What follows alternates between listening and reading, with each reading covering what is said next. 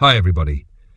Tonight I invite you to join me on a long and gentle journey, one that will drift across centuries and stir the soft whispers of forgotten worlds. Our story is a quiet exploration of ancient shadows and silent hearts, weaving through the tapestry of a people whose resilience has withstood the rise and fall of empires, the turn of kings and kingdoms, and the ceaseless hands of time itself. It is a story of the Jewish people, but not of politics nor conflicts. Rather, it is a voyage into the delicate folds of secret knowledge, hidden not in darkness but wrapped in layers of reverence, tradition, and whispered legacy. What secrets have the Jews carried quietly, tenderly, through thousands of years? Are these treasures of wisdom, of ancient lore, of sacred craft, or are they perhaps lessons hidden in plain sight, only revealed to hearts patient enough to listen?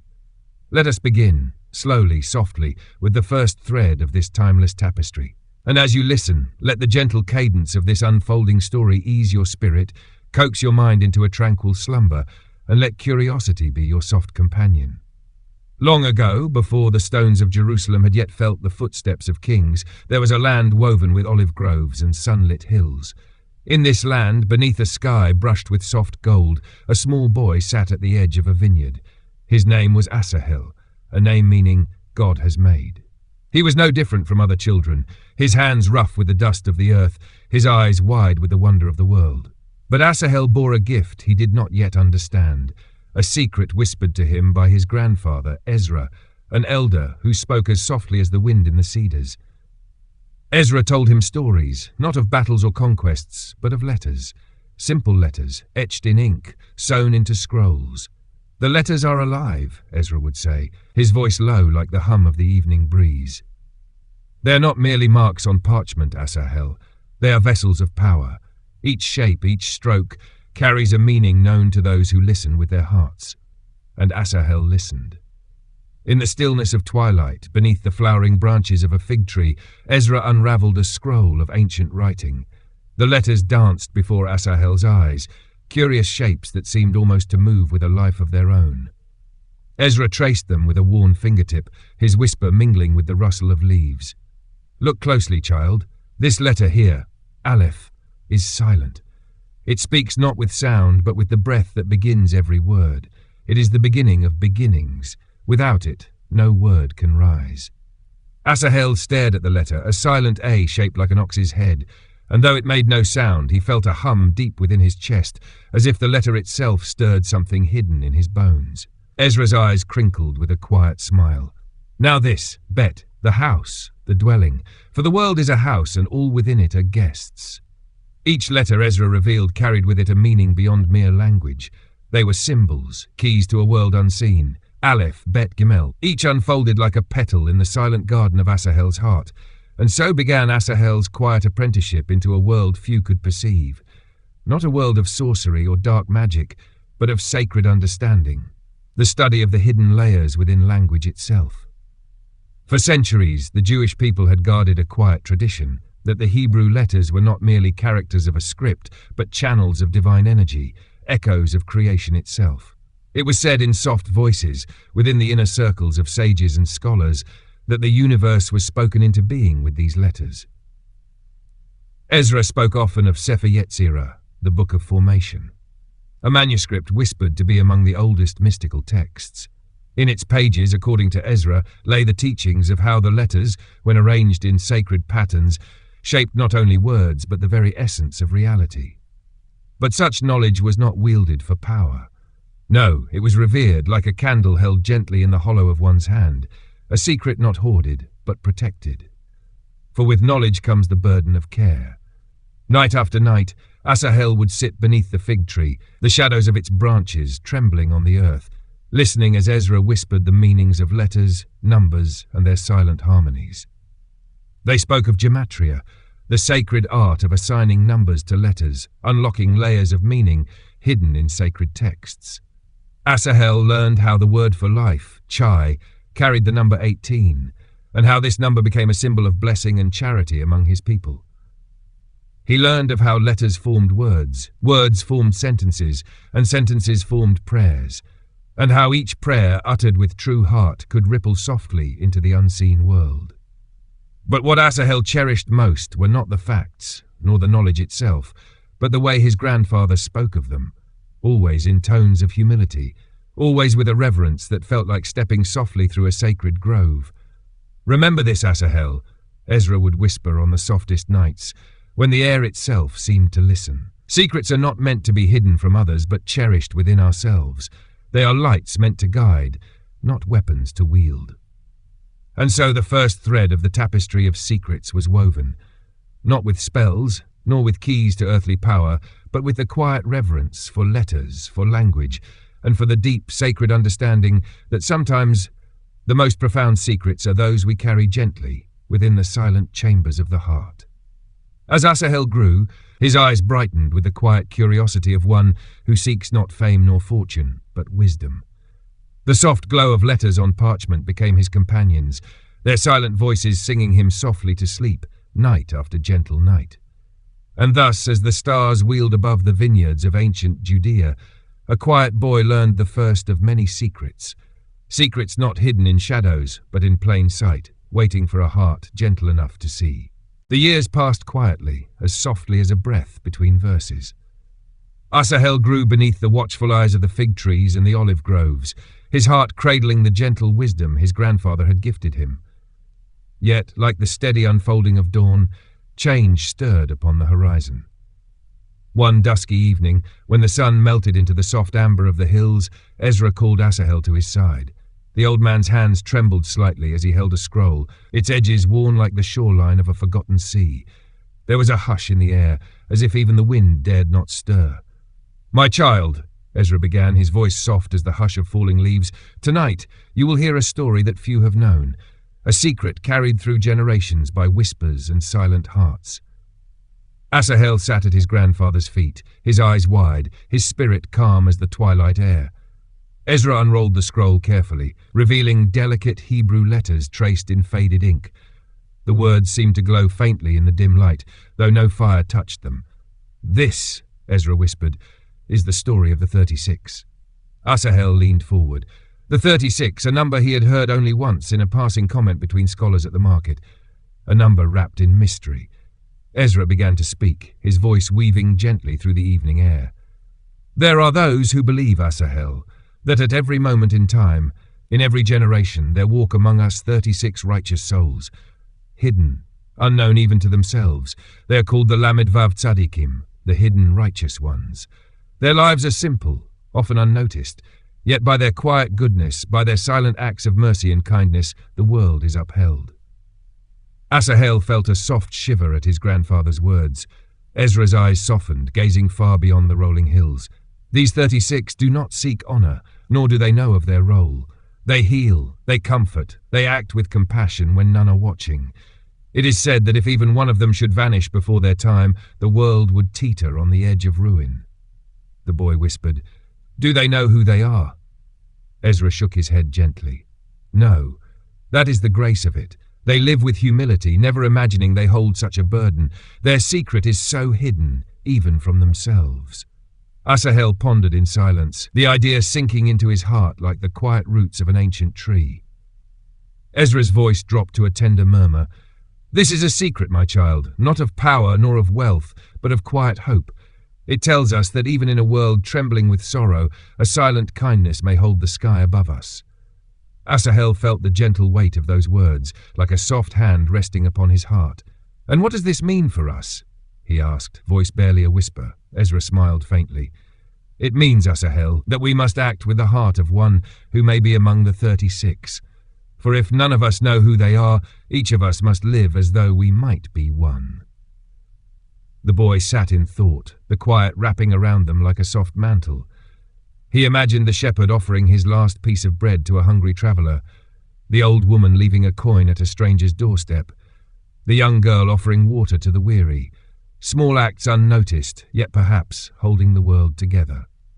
That night, as stars trembled upon the velvet sky, Asahel dreamt of 36 nameless faces, each glowing with a light too soft to see, their hands weaving unseen threads that held the world from falling. When morning came, Asahel awoke with a calm resolve nestled in his heart.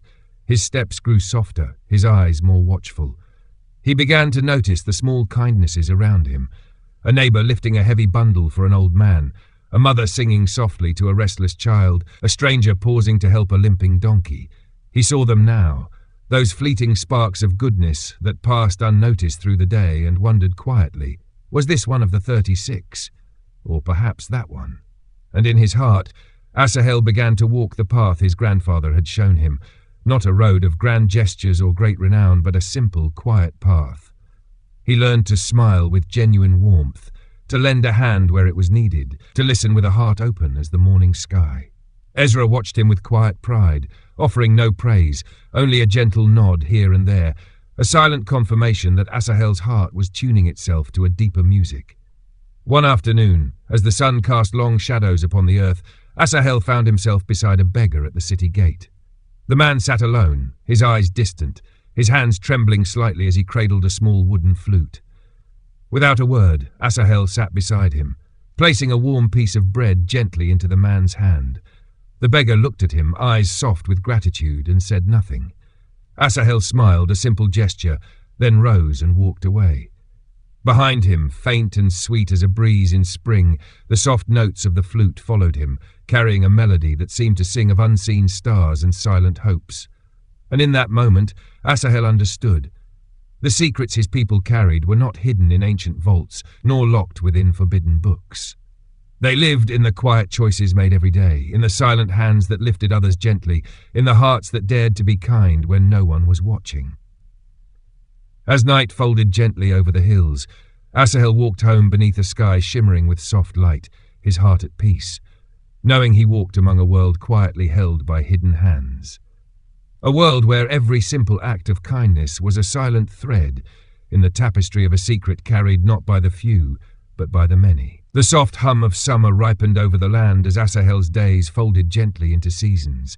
Life in his village moved with a quiet rhythm, like the slow turning of a great wheel, fields tilled in the soft blush of spring, harvest gathered under golden autumn skies, prayers whispered in the hush of winter nights. Yet beneath this calm tapestry, Asahel's heart stirred with a deeper awareness, a soft ache for the secrets still veiled before him. Though he never spoke it aloud, Asahel wondered often about the hidden wisdom Ezra had yet to share. There was a knowing in his grandfather's eyes, a quiet depth that seemed to guard something ancient and unseen. The letters, the stories of the 36. Asahel felt in his bones that there were threads yet unwoven in this vast silent loom of secrets. One evening, when the cicadas hummed their soft songs in the dusk, Ezra beckoned Asahel to the stone bench beside their home. The old man's hands, weathered and veined like the roots of an olive tree, held not a scroll this time, but a simple wooden box, smooth and dark with age. "Asahel," Ezra began, his voice a slow murmur, "tonight I will show you something different." He opened the box gently. Inside lay a small unmarked ring of silver, plain, worn, its surface soft with the polish of many hands. Asahel stared, expecting perhaps a scroll, a relic inscribed with ancient symbols. But this was just a simple ring. Ezra lifted it carefully. "This," he said softly, "is a signet ring, once worn by a man who understood a secret known to very few. Not a king, not a prophet, but a quiet man named Shimon ben Yochai." Asahel's eyes widened.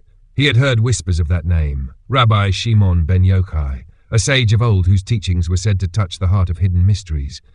Ezra's gaze grew distant, as though he looked beyond the soft fields and quiet vineyards. Rabbi Shimon was known among scholars as a man of deep understanding. But there is a story, Asahel, one that is not often told. He paused, letting the hush of the evening settle around them. "It is said," Ezra began again, "that in a time of great danger, when his words were forbidden and his life sought by men of power, Shimon fled with his son into the wilderness. They hid within a cave for 13 years, sustained only by a trickle of water and the fruit of a lone carob tree." Asahel listened, the soft creak of nightfall pressing gently against his ears. "In that cave," Ezra continued, "Shimon did not curse his fate, nor rage against the world. Instead he turned inward, and began to see beyond the veil of the ordinary. It was there he began to grasp the secret of the sod, the deepest layer of understanding hidden within the sacred texts, the mysteries of creation, the unseen forces that breathe life into the world, all whispered to him in the quiet heart of the cave. Ezra held the ring gently between his fingers. When he emerged, it is said that his eyes saw the world as it truly was, not merely fields and stones, but threads of light weaving through every living thing, and he taught, but carefully. For such knowledge, Asahel, is not meant to be paraded before the world. It must be guarded, like a flame cupped gently in one's hands. Asahel whispered, "What was the secret?" Ezra met his gaze with a soft, unwavering look. "The secret, my child, is that the world we see is only a veil, a surface drawn over something vast and luminous. Beneath every stone, within every word, lives a spark of divine light. We call it the Shekinah, the indwelling presence of the sacred." Asahel felt his heart tremble softly. Ezra smiled, a quiet curve of his lips. "But this is not a knowledge of power, nor of pride. It is a way of seeing, a way of living with reverence for every breath, every leaf, every word spoken in kindness. The world is a living scroll, Asahel, and each of us is a letter within it." The words settled upon Asahel's spirit like the soft fall of snow. Ezra placed the ring gently into Asahel's hand. This was passed down not for its metal, but for the memory it carries. A reminder that sometimes, to see the truth, we must step away from the noise of the world and listen to the silence beneath it. That night, long after Ezra had returned indoors, Asahel sat alone beneath the silent stars, the ring warm in his palm. He gazed at the sky, feeling for the first time not just the beauty of its soft shimmer, but a quiet sense of connection. As though the heavens themselves whispered a silent song only hearts willing to listen could ever hear. In the days that followed, Asahel carried the ring with him, not as an ornament, but as a gentle weight, a silent companion, reminding him of the unseen world woven through his daily steps. He began to notice the soft shimmer of dew upon morning leaves, the silent hush of a sparrow's wing in flight, the quiet song of a stream winding its gentle course through the hills. And in every moment he wondered, was this too part of that silent secret Rabbi Shimon had touched within the quiet heart of the cave? Ezra shared no further words on the matter, offering only a knowing glance now and then, as if to say, "The rest you must discover for yourself." And so Asahel walked softly through his days, feeling a quiet joy in the simple moments, a reverence born of seeing the world not as a mere collection of things, but as a living, breathing mystery. The ancient secrets, he now understood, were not always words to be spoken or scrolls to be unrolled. Sometimes they were silent songs, written in the language of the heart, waiting to be heard in the hush between the beating of the world. Autumn came softly upon the land, its gentle winds stirring the olive branches and scattering golden leaves upon the quiet earth. The vineyards ripened under a mellow sun, and the soft songs of harvesters echoed faintly across the hills. Life moved forward, tender and unhurried, as it always had in Asahel's village. But within Asahel, a subtle awakening stirred, a gentle, persistent longing to peer deeper into the silent heart of the ancient secrets his people carried. One evening, beneath a sky brushed with the soft hues of twilight, Asahel returned from the market carrying a modest basket of figs and bread. As he passed through the narrow stone alleys of the village, he noticed a gathering of elders seated beneath the arching limbs of an ancient oak. They spoke in low, measured tones, their faces softened by the glow of lantern light. Curiosity, quiet as a breath, drew Asahel closer. He stood at a respectful distance, listening as the oldest among them, a man with a beard as white as winter's first frost, spoke gently to the circle. His voice was calm, steady, like the murmur of a slow river. "The secret of the name," the elder was saying, "is not a matter for pride or for power. It is a matter of the heart, of silence, of surrender." The others nodded, their eyes reflecting a deep, wordless understanding. Asahel's heart stirred. The name. The very utterance sent a soft shiver through his chest. Ezra had once hinted at it, a sacred understanding whispered only among the wise, a truth so delicate, so radiant it could not be spoken openly. The name of God, the ineffable name. The elder continued, his voice falling even softer. "It is taught that the world was formed by the speaking of the divine name. 4 letters beyond time and tongue, a name not pronounced but breathed. The name, Yod, He, Vav, He. 4 simple letters in the ancient script. Yet within them, it was said, lay the silent echo of creation itself. The tetragrammaton, a word not merely of letters, but a living pulse, a sacred breath. Asahel leaned in slightly, his heart beating gently in rhythm with the elder's words. "The sages teach," the elder spoke, "that this name is not a word to be uttered aloud, but a path to be walked, a presence to be lived. To carry it within the heart is to dwell always in the awareness of the divine, to see the sacred in every face, in every moment." Another elder, a soft-spoken man with kind eyes, nodded. "It is said," he added, "that those who truly understand the name need not speak it. They live it. Their every action becomes a silent prayer, their every word a quiet echo of its holiness." The circle fell into a soft hush, the gentle stillness embracing them like a velvet mantle. Asahel stood motionless, absorbing the quiet wisdom that drifted like soft embers into the evening air.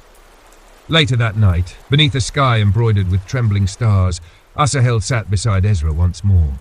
He shared softly what he had overheard, his voice a mere murmur, as if afraid to disturb the hush of the world. Ezra listened with a quiet smile, his eyes reflecting the soft glow of the hearth's embers. "My dear Asahel," he said gently, "you have begun to understand." He reached out and took Asahel's hand, holding it with a warmth that seemed to radiate from the depth of his being. "The name is the secret beyond all secrets," Ezra whispered, "not because it holds magic, but because it holds life. It is the silent thread that weaves through every breath, every heartbeat. To know it is not to utter it, but to live in its quiet presence, to walk gently upon the earth as though every step is upon sacred ground." Asahel nodded slowly, a soft calm settling into the chambers of his heart. Ezra continued, his voice a soft hum. "Long ago, in the holy temple, it is said the high priest would speak the name but once a year on the Day of Atonement within the Holy of Holies. And even then it was whispered, not for power but for the healing of the world. The name was a prayer, a breath, a heartbeat of the universe itself." The old man placed a hand gently upon Asahel's shoulder. "Do you see now, my child? The greatest secret is not hidden in shadows, nor locked away in books. It is written upon the wind, upon the waters, upon the quiet hearts that choose to live in love, in reverence, in humility." That night, Asahel lay beneath the soft arch of heaven, his heart beating in quiet rhythm with the world. He breathed in slowly, the cool air filling his lungs, and for a fleeting, tender moment, he felt as though his very breath echoed the silent name, woven gently into the hush of the universe. Days passed into weeks, and Asahel carried this soft knowing within him like a flame cupped in gentle hands.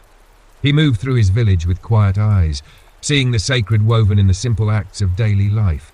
A mother's soft song to her child, a neighbor sharing a loaf of bread with the poor, an old man blessing the earth before sowing his seeds. And in every soft moment, Asahel felt the silent breath of the name. Not spoken, not heard, but known, like the gentle hum beneath the heart of the world. One evening, as the sky blushed with the last kiss of the sun, Asahel met his grandfather by the edge of a quiet field. They stood in silence, watching the soft dance of fireflies in the fading light. Ezra spoke, his voice no more than a breath. "You carry it now, Asahel. The secret is not something you know, it is something you become." And in that tender hush of twilight, Asahel understood. The name, the silent, sacred pulse of life, was not a word to be guarded, nor a mystery to be solved. It was a gentle way of being, a soft path beneath his feet, a quiet reverence within his heart. And as he walked slowly back to the village, the cool night air embracing him like an old friend, Asahel felt a soft, unseen thread weave gently around his heart, a thread of sacred knowing, carrying him into a world quietly held by the breath of the eternal. Winter settled softly upon the land, draping the hills in a quiet hush and veiling the olive groves with a tender breath of frost. The days grew shorter, the nights longer, and filled with the soft murmur of distant winds threading through the stone walls of the village. Life slowed its pace, folding itself into the gentle rhythms of warmth and waiting. Asahel now moved through the world with a heart more attuned to its quiet mysteries. The lessons of his grandfather echoed within him like the soft strains of a distant melody, shaping the way he walked, the way he spoke, the way he listened. But even as peace settled into his spirit, a new question stirred gently in the quiet chambers of his mind, a question that whispered to him in the hush of winter nights. Why, he wondered, had his people survived? Through exile and scattering, through trials that would have broken nations, the Jews had endured. Carried not by the sword nor by kingdoms, but by something quieter, something unseen. What secret thread had bound them together, holding them through the long corridors of time? One evening, as snowflakes drifted silently against the window panes, Asahel sat by the hearth with Ezra. The old man's eyes reflected the soft flicker of the flames, his hands cradling a cup of warm broth. Asahel spoke gently, his voice woven with curiosity. "Grandfather, how have we endured? Through all the years, all the wanderings, what has held us together?" Ezra looked upon him with a gaze as soft as winter's first snow. He set his cup down quietly, folding his hands in his lap. "My child," he began, "it is not power that binds a people, nor fear, nor even law. What holds us, what has always held us, is remembrance." Asahel listened, his heart leaning into the soft cadence of Ezra's voice.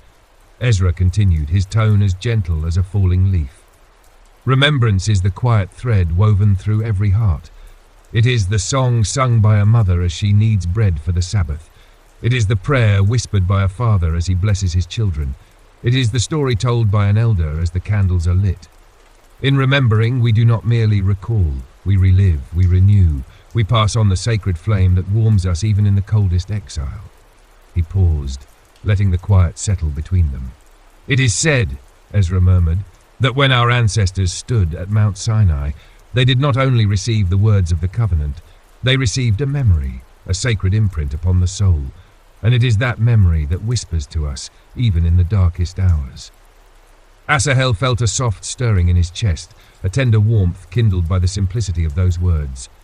Ezra leaned closer, his voice falling into a soft hush. "Every Sabbath eve, when we light the candles, we do not merely welcome the day of rest.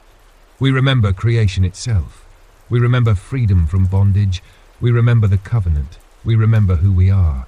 And it is this act of remembrance, quiet, constant, sacred, that has carried us through the storms of the world." He reached out and gently took Asahel's hand. To remember is to belong, even when the world would make you forget. That night, long after Ezra had retired to rest, Asahel sat before the dying embers of the fire, his heart echoing with the quiet power of those words. Remembrance. A simple act, yet strong enough to hold a people together across deserts, oceans, and centuries. The next morning, under a sky veiled in soft grey, Asahel visited the village scribe, a man named Nathan, known for his quiet hands and soft eyes. Nathan welcomed him with a gentle nod, unrolling before him a scroll freshly inked with delicate Hebrew letters. Asahel watched as Nathan moved his quill with slow, reverent care, each stroke a silent act of devotion. Nathan spoke softly, his words barely louder than the hush of the quill upon parchment. "When I write, Asahel, I do not merely form words. I remember the letters given to our ancestors. I remember the hands that have written before me. I remember the breath of those who have read, prayed, and lived by these words." Asahel asked gently, "Is that why every letter is written with such care?" Nathan smiled softly, dipping his quill into the ink. "Yes, because each letter is a vessel of memory, and memory, my young friend, is the lifeblood of a people." He paused, his eyes meeting Asahel's with a quiet intensity. "The Torah itself is not only a scroll of laws, it is a scroll of remembrance, a living thread that ties each generation to the next. When we read it, we do not study the past, we live it again." Asahel stood in quiet wonder, watching the letters flow gently beneath Nathan's hand, feeling the silent pulse of memory woven through every stroke. In the weeks that followed, Asahel found himself drawn more and more into this gentle dance of remembrance. He walked the village paths, watching the small, tender ways his people wove memory into their daily lives, the mother teaching her daughter an ancient song, the old man tracing a prayer into the soft earth before planting a tree.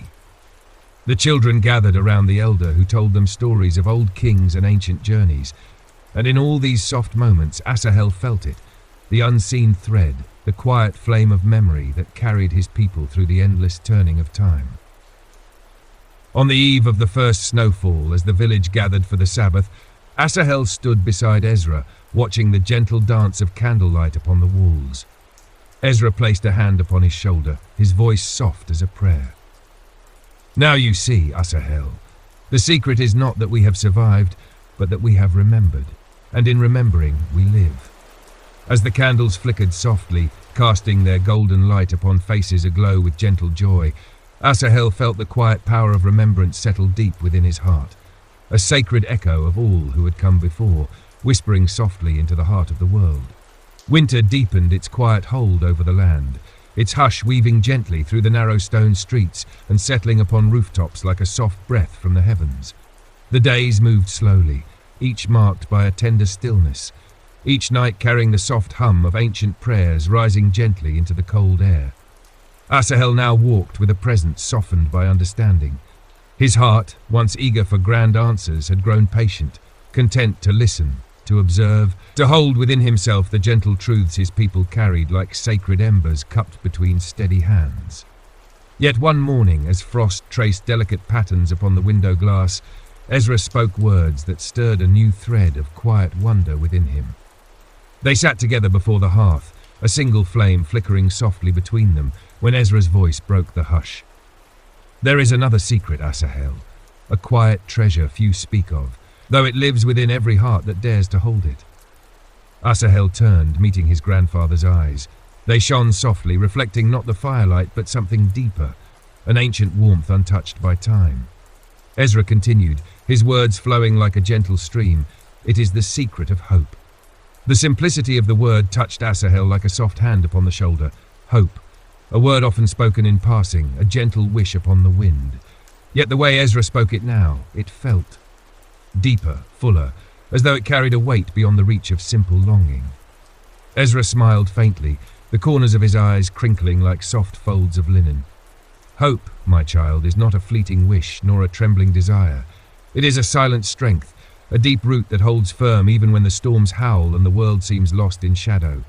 He folded his hands gently in his lap. The world sees hope as something fragile, something easily broken. But in truth, hope is the strongest thread woven into the fabric of our people, stronger than kings, deeper than exile, brighter than the darkest night. Asahel listened, his heart opening like the quiet bloom of a flower beneath soft rain. Ezra's voice softened further. Do you know, Asahel, that every exile we have endured, every trial we have faced, we have carried with us one quiet treasure, the hope of return? Asahel nodded slowly. The hope of return, the longing for Jerusalem, for Zion, for a home never forgotten even in the farthest corners of the world. Ezra smiled gently. But it is more than a place, my child. It is a hope that lives not in the land, but in the heart. The hope that goodness will rise after evil, that dawn will follow even the darkest night. It is a hope born of faith, that no matter how far we wander, no matter how heavy the burden, we are never beyond the reach of the divine. He paused, letting the quiet settle softly between them. It is said, Ezra murmured, that even when the temple was destroyed, when our people walked weeping into exile, they sang soft songs of hope, not of revenge, not of despair, but of return. They carried the hope like a lamp in the night, a flame no darkness could quench. Asahel felt the gentle weight of those words settle deep within him, threading softly through his spirit. Ezra leaned closer, his voice a soft hush. And you, my child, you must carry it too. For hope is not only for the exiled. It is for every heart that faces sorrow, every soul that stands at the edge of despair. Hope is the quiet song we sing to the world, even when no one hears. That evening, Asahel walked alone beneath a sky brushed with soft starlight. The snow lay thick upon the earth, its hush wrapping the world in a tender silence. As he moved through the quiet streets, he thought of Ezra's words, of hope, of its silent strength, of the way it lived like a secret ember within the hearts of his people. He passed the baker's house, where soft light glowed from within. He heard gentle laughter, a mother sharing a simple story with her children, a tale spun from joy and love, woven into the soft cradle of home. Hope, Asahel thought. This too is hope. He walked further, pausing by the home of the old carpenter. The man sat quietly, mending a broken stool with careful hands. There was no rush, no sign of weariness, only the steady patience of a soul who believed in the quiet return of what is broken to what is whole. Hope. Asahel moved on, his heart filling with a soft, silent reverence for the simple acts of hope that wove themselves into the daily life of his people. Not in grand proclamations, but in soft whispers, in steady hands, in hearts that refused to surrender to the dark. That night, he sat once more with Ezra as the wind whispered gently beyond the walls. The old man placed a hand upon his shoulder, his voice no louder than a prayer. "Asahel," Ezra whispered, "remember this always. Hope is the secret song of the soul, and when you carry it, even in the smallest measure, you become a keeper of the ancient flame. You become a thread in the tapestry of our people's silent endurance." As the candle flickered softly between them, Asahel felt the quiet strength of hope settle deep within his heart. A gentle, unseen treasure that no shadow could steal, no storm could quench. And in the soft hush of that winter night, surrounded by the quiet faith of his people, Asahel knew. The ancient secrets whispered through generations were not only of letters and names, of hidden knowledge and sacred traditions. They were also of the silent hope carried in hearts that dared to believe, even in the coldest exile, even beneath the heaviest night, that light would rise again. As spring stirred softly upon the land, casting gentle blossoms upon the olive trees and weaving new life into the quiet folds of the earth, Asahel felt within himself a quiet blooming, a subtle unfolding of the lessons he had gathered, like petals slowly opening to the first touch of dawn. The winds grew warmer. The fields shimmered with the soft hum of life awakening, and in the heart of this tender season, Ezra spoke once more of a secret too often veiled in plain sight. They sat together upon a low stone wall, the sun casting its golden warmth over the soft hills beyond. Birds sang gently from the olive branches above them, their melodies drifting like soft prayers upon the air. Ezra's eyes followed the quiet flight of a sparrow before he turned to Asahel with a gaze deep as the ancient earth. "My child," Ezra began, his voice calm as a still lake, "there is a treasure among our people, one not hidden in scrolls nor whispered in secret gatherings. It is a treasure of the tongue, the art of blessing." Asahel tilted his head slightly, curiosity stirring within him. Blessing. The word itself felt familiar, spoken often in his home, in the synagogue, beneath the soft hush of the Sabbath candles.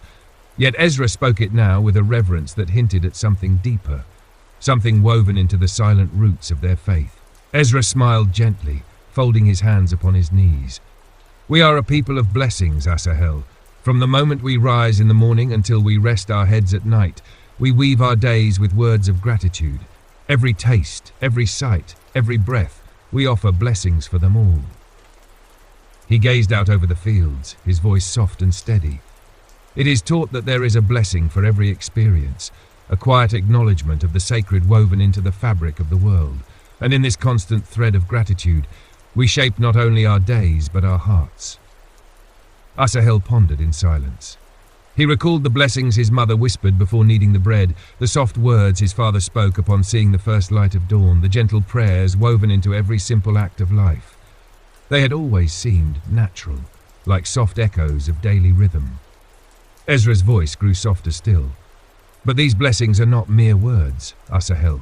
They are a way of seeing, a way of acknowledging that nothing is too small to be sacred.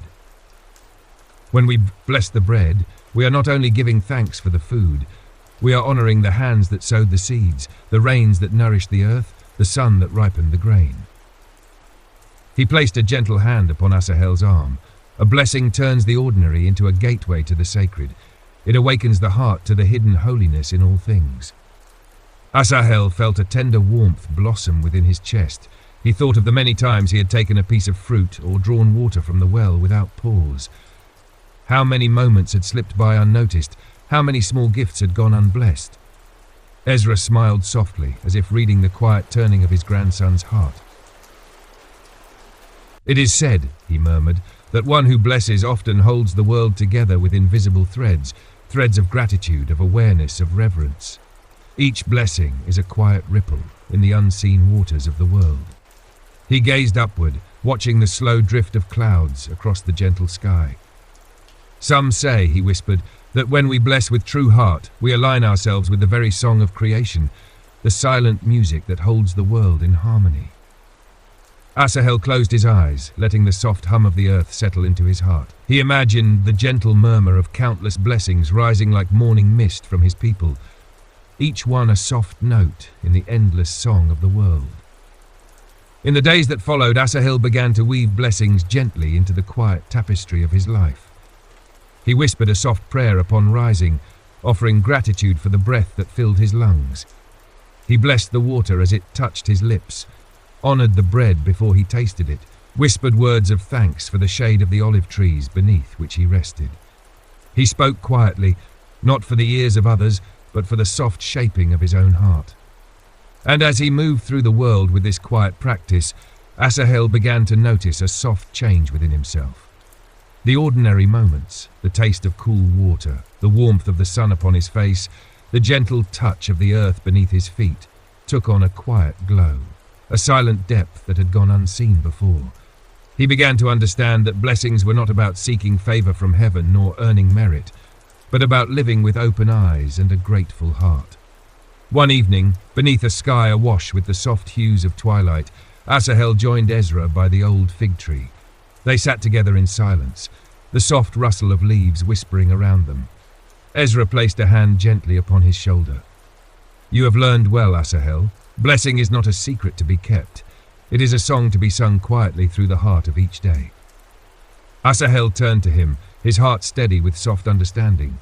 It is the way we weave the sacred into the simple, the way we remember that nothing is too small for reverence.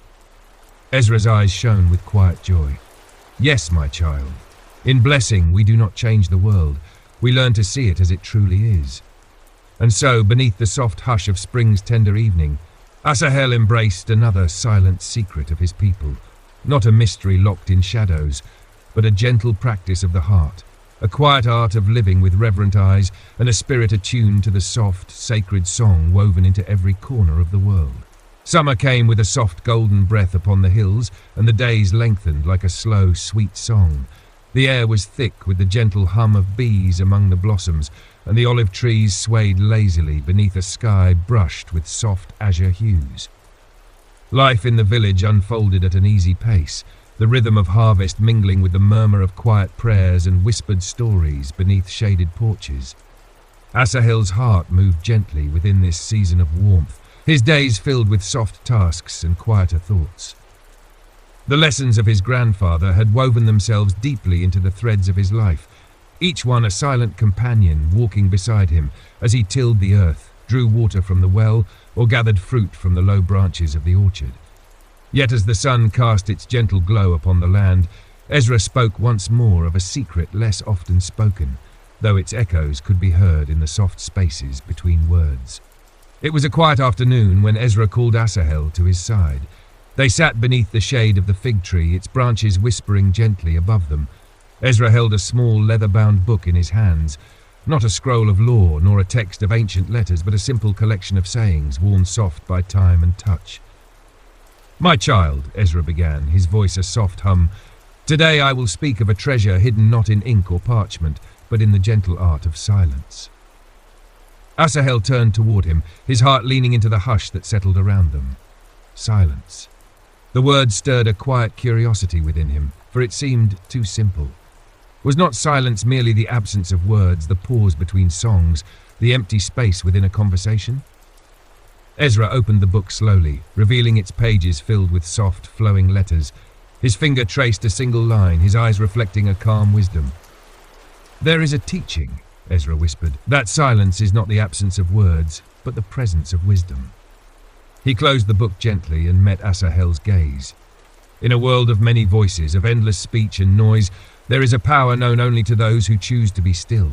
The sages say that the wise speak little, for words carry weight, and silence carries understanding. Asahel listened, his heart softening to the quiet cadence of Ezra's voice. Ezra continued, his tone low and reverent. "Silence, my child, is the space in which the sacred is heard. It is within silence that the heart learns to listen, not only to others but to itself, and to the whisper of the divine." He paused, letting the hush linger softly between them. "It is said," Ezra murmured, "that the Holy One spoke to the prophet Elijah not in wind, nor earthquake, nor fire, but in a still, small voice, a whisper heard only in the deepest silence of the heart." Asahel felt the truth of those words settle like soft dew upon his spirit. He thought of the many moments in which words had filled the air without meaning, the countless conversations that flowed swiftly past without depth. How rare, how precious, was the silence that allowed one to truly hear. Ezra smiled gently, a soft curve of understanding. A wise heart speaks when words are needed, but listens always. And sometimes, the most powerful answer is a silent presence beside another's sorrow, a quiet hand upon a shoulder, a gaze that says, "I am here," without a single word. He folded his hands gently in his lap. Even in study, Asahel, there is a silence deeper than speech. The sages of old would sit in quiet before the scrolls, allowing the words to enter their hearts like soft rain upon thirsty earth. They did not rush to speak, nor to teach, but waited in silence, listening with the ear of the soul.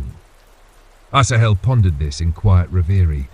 He remembered moments when Ezra would fall into a soft hush during their teachings, closing his eyes, breathing deeply, allowing the lesson to settle between them before speaking again.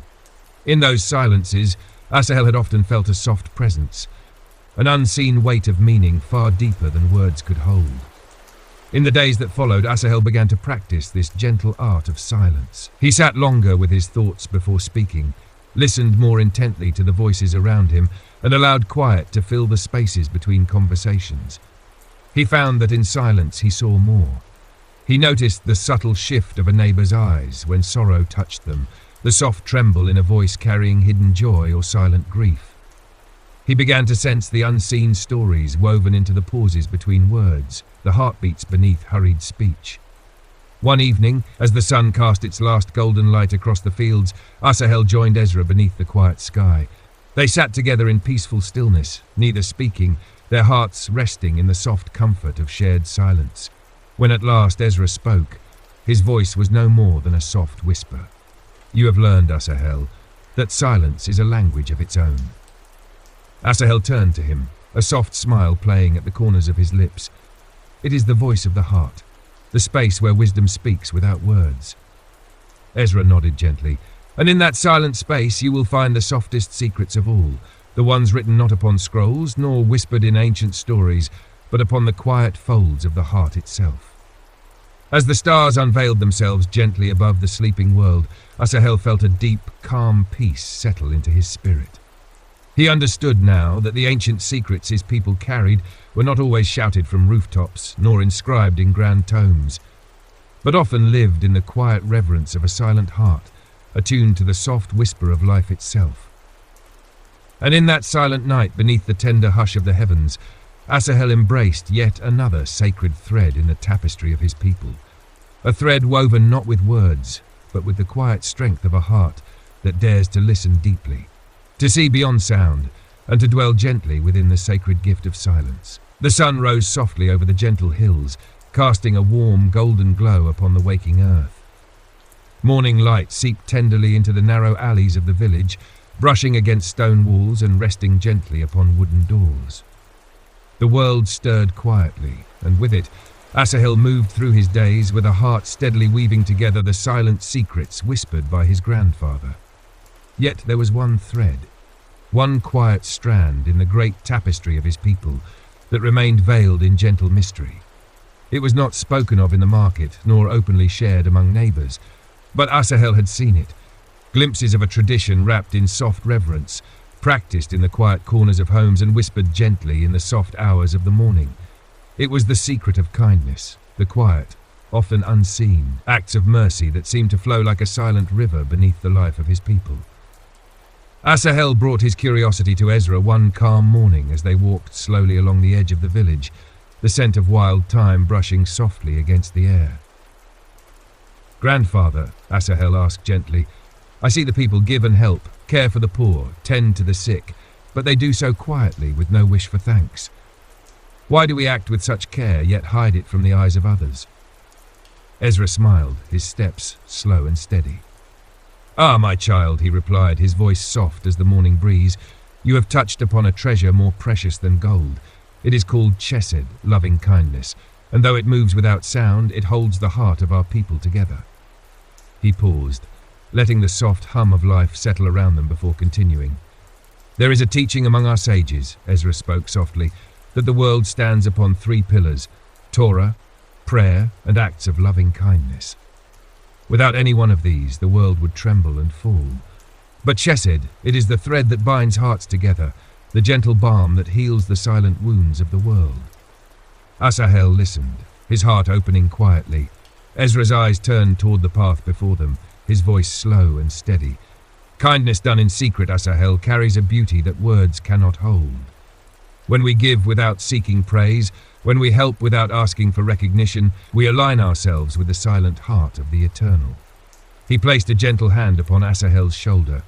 It is said that even the smallest act of kindness, a coin placed quietly into the hand of the poor, a loaf of bread left at a widow's door, a word of comfort given with no thought of return, sends a ripple across the unseen fabric of the world. They walked further, the path winding softly beneath their feet. Ezra shared a story, his voice weaving gently with the hush of the wind. Long ago, in a village not unlike ours, lived a man known to none but a few. He was a humble baker, living with quiet hands and a gentle heart.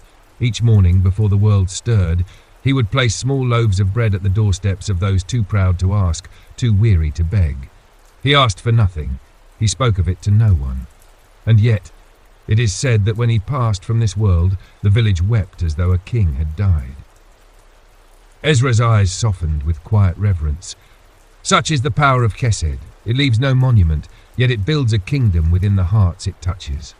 Asahel felt a tender warmth settle within him, a quiet joy born not of grand deeds, but of the silent hope that even the smallest kindness might carry the weight of the world. In the days that followed, Asahel watched with attentive eyes the gentle acts that passed unnoticed around him. He saw a young boy slip a piece of fruit into the hands of a beggar, turning away before a word could be spoken.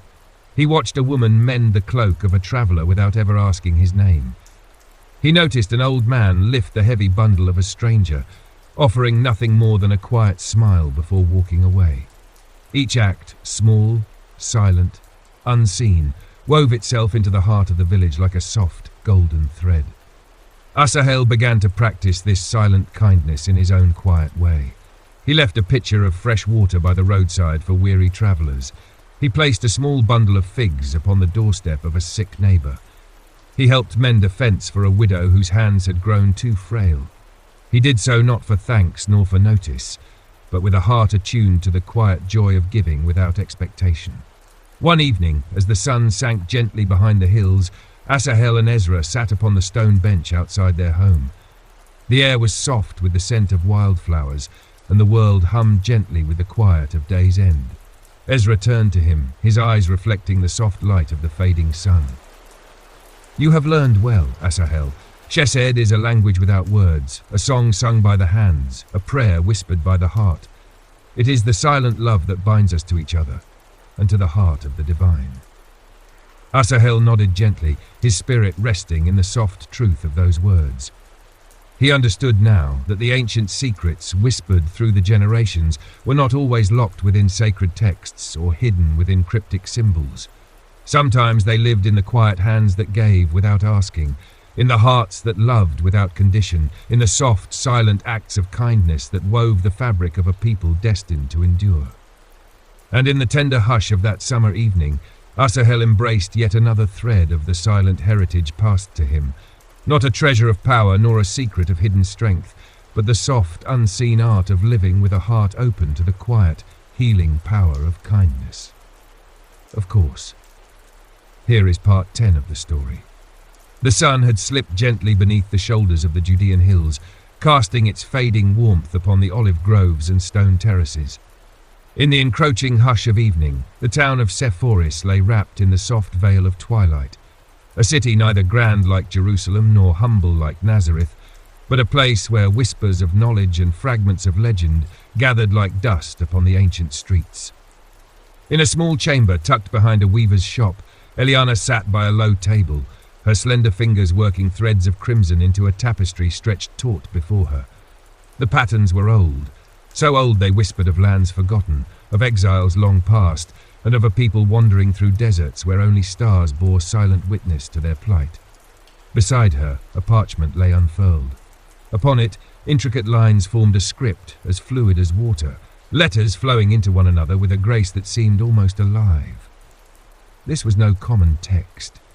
These were the letters of fire, the ancient symbol said to hold the first breath of creation itself, the spark woven into the fabric of existence before time counted its first dawn. Eliana's father, Mishael, had entrusted this scroll to her, not in a gesture of trust alone, but with a solemn charge. A charge that weighed heavy as stone yet shimmered in her heart like the first blush of morning light. For generations her family had been among the Shomrei Hasod, the guardians of the secret. They were not scribes nor priests nor scholars known to the public eye, but simple artisans, merchants and wanderers. Their calling was woven into the ordinary, hidden in the plainness of life. They bore no sigils, formed no sect, and made no claim upon the teachings they harboured. Their charge was silent, their existence a whisper among the multitude. The secret they bore was not a treasure of gold, nor a relic hidden in temple vaults. It was the living current of words, a song of letters, the Aleph and the Tav, woven into creation's breath. The world knew the Torah, the 5 scrolls of Moses, yet few perceived the deeper cadence beneath its lines. There lay within those sacred texts a rhythm, a pattern invisible to the hurried eye but apparent to hearts patient enough to listen, a pattern that resonated with the heartbeat of the world. Mishael had once told Eliana, as they sat upon a ridge watching the stars bloom like wildflowers in the night, to guard a secret is not to hide it away in shadow, but to carry it in plain sight, known by all but seen by none. The letters sing in every tongue, daughter. They hum in the wind, they echo in the streams. Even the stones bear their resonance.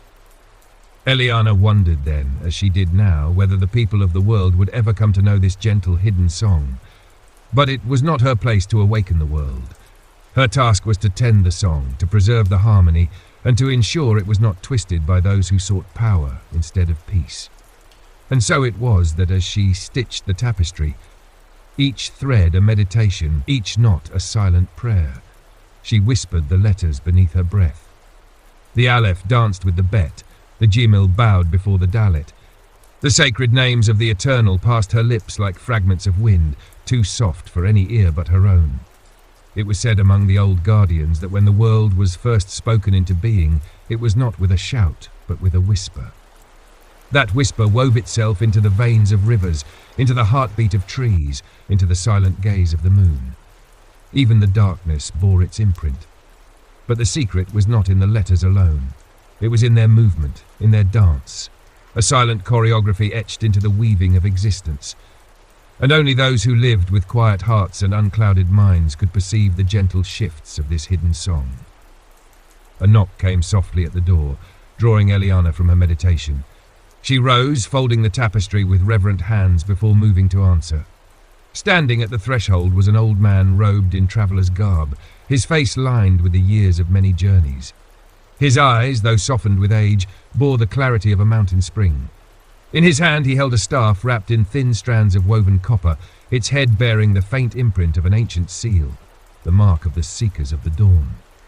"Eliana, Bat Michel," he spoke in a voice neither soft nor loud, but deep as the hush before a storm. "I am she," Eliana answered quietly. The man bowed his head. "I am called Oved. I bring tidings from the south. The seal of the guardians is stirring. It is time." Eliana's heart did not quicken, nor did fear touch her spirit. The words met her like an old friend arriving upon a familiar road. She stepped aside, her voice a soft thread in the weaving dusk. "Then enter, Oved of the south. The fire of the letters shall be tended." As Oved crossed the threshold, Eliana knew the rhythm of her days had shifted. The tapestry of her life, long woven in quiet obscurity, would now unfold upon a larger loom. The song would soon rise, not as a thunderous cry, but as a steady, persistent hum beneath the heartbeats of those who dared listen. And beyond the hills, under the watchful gaze of the eternal stars, the ancient letters stirred upon the world's unseen scroll, their fire smouldering, in the gentle hands of those born to guard what was never meant to be hidden, but always cherished in reverent silence. Night had settled over Sephoris like a soft, worn mantle, embroidered with the glimmering threads of countless stars. In the silent hours when the world itself seemed to breathe in a slower rhythm, Oved and Eliana sat across from each other at the low cedar table, a single oil lamp casting a gentle glow between them. The shadows danced quietly upon the walls as if stirred by the whispers of ages long past. Oved had not spoken much since his arrival, save for brief courtesies. His eyes, ancient and clear, studied the room with the calm gaze of one who had walked many roads and learned the language of silence. It was only when Eliana brought forth the folded tapestry, setting it reverently upon the table, that he began to speak, his words flowing slow and measured, each syllable steeped in quiet significance. "The time has come when the song of the letters must pass beyond mere guardianship," Oved began, his voice low as a prayer. "For centuries we have tended the sacred rhythms in hushed chambers, in fields and workshops, in the silent spaces where no one thought to look.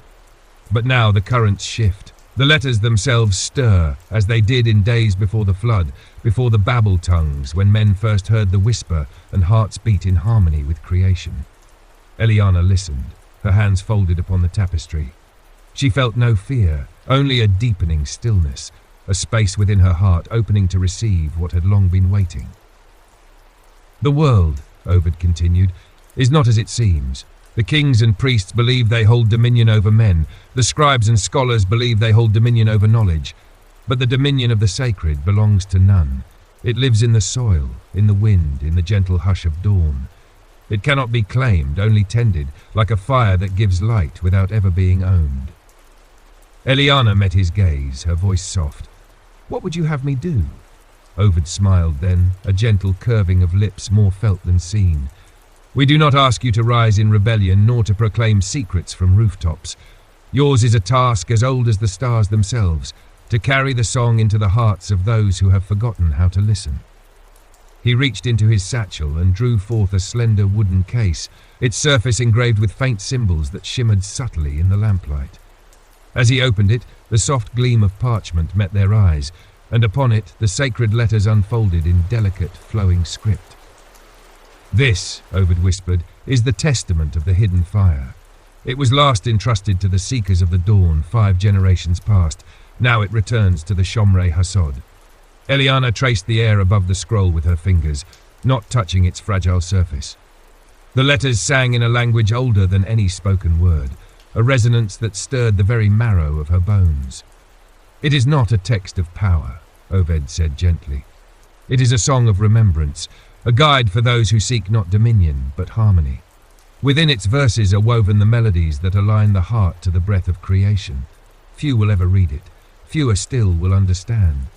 But those who do will become the quiet tenders of a world that might otherwise lose its song." A long silence followed, filled only by the faint crackle of the oil lamp. Finally, Eliana nodded.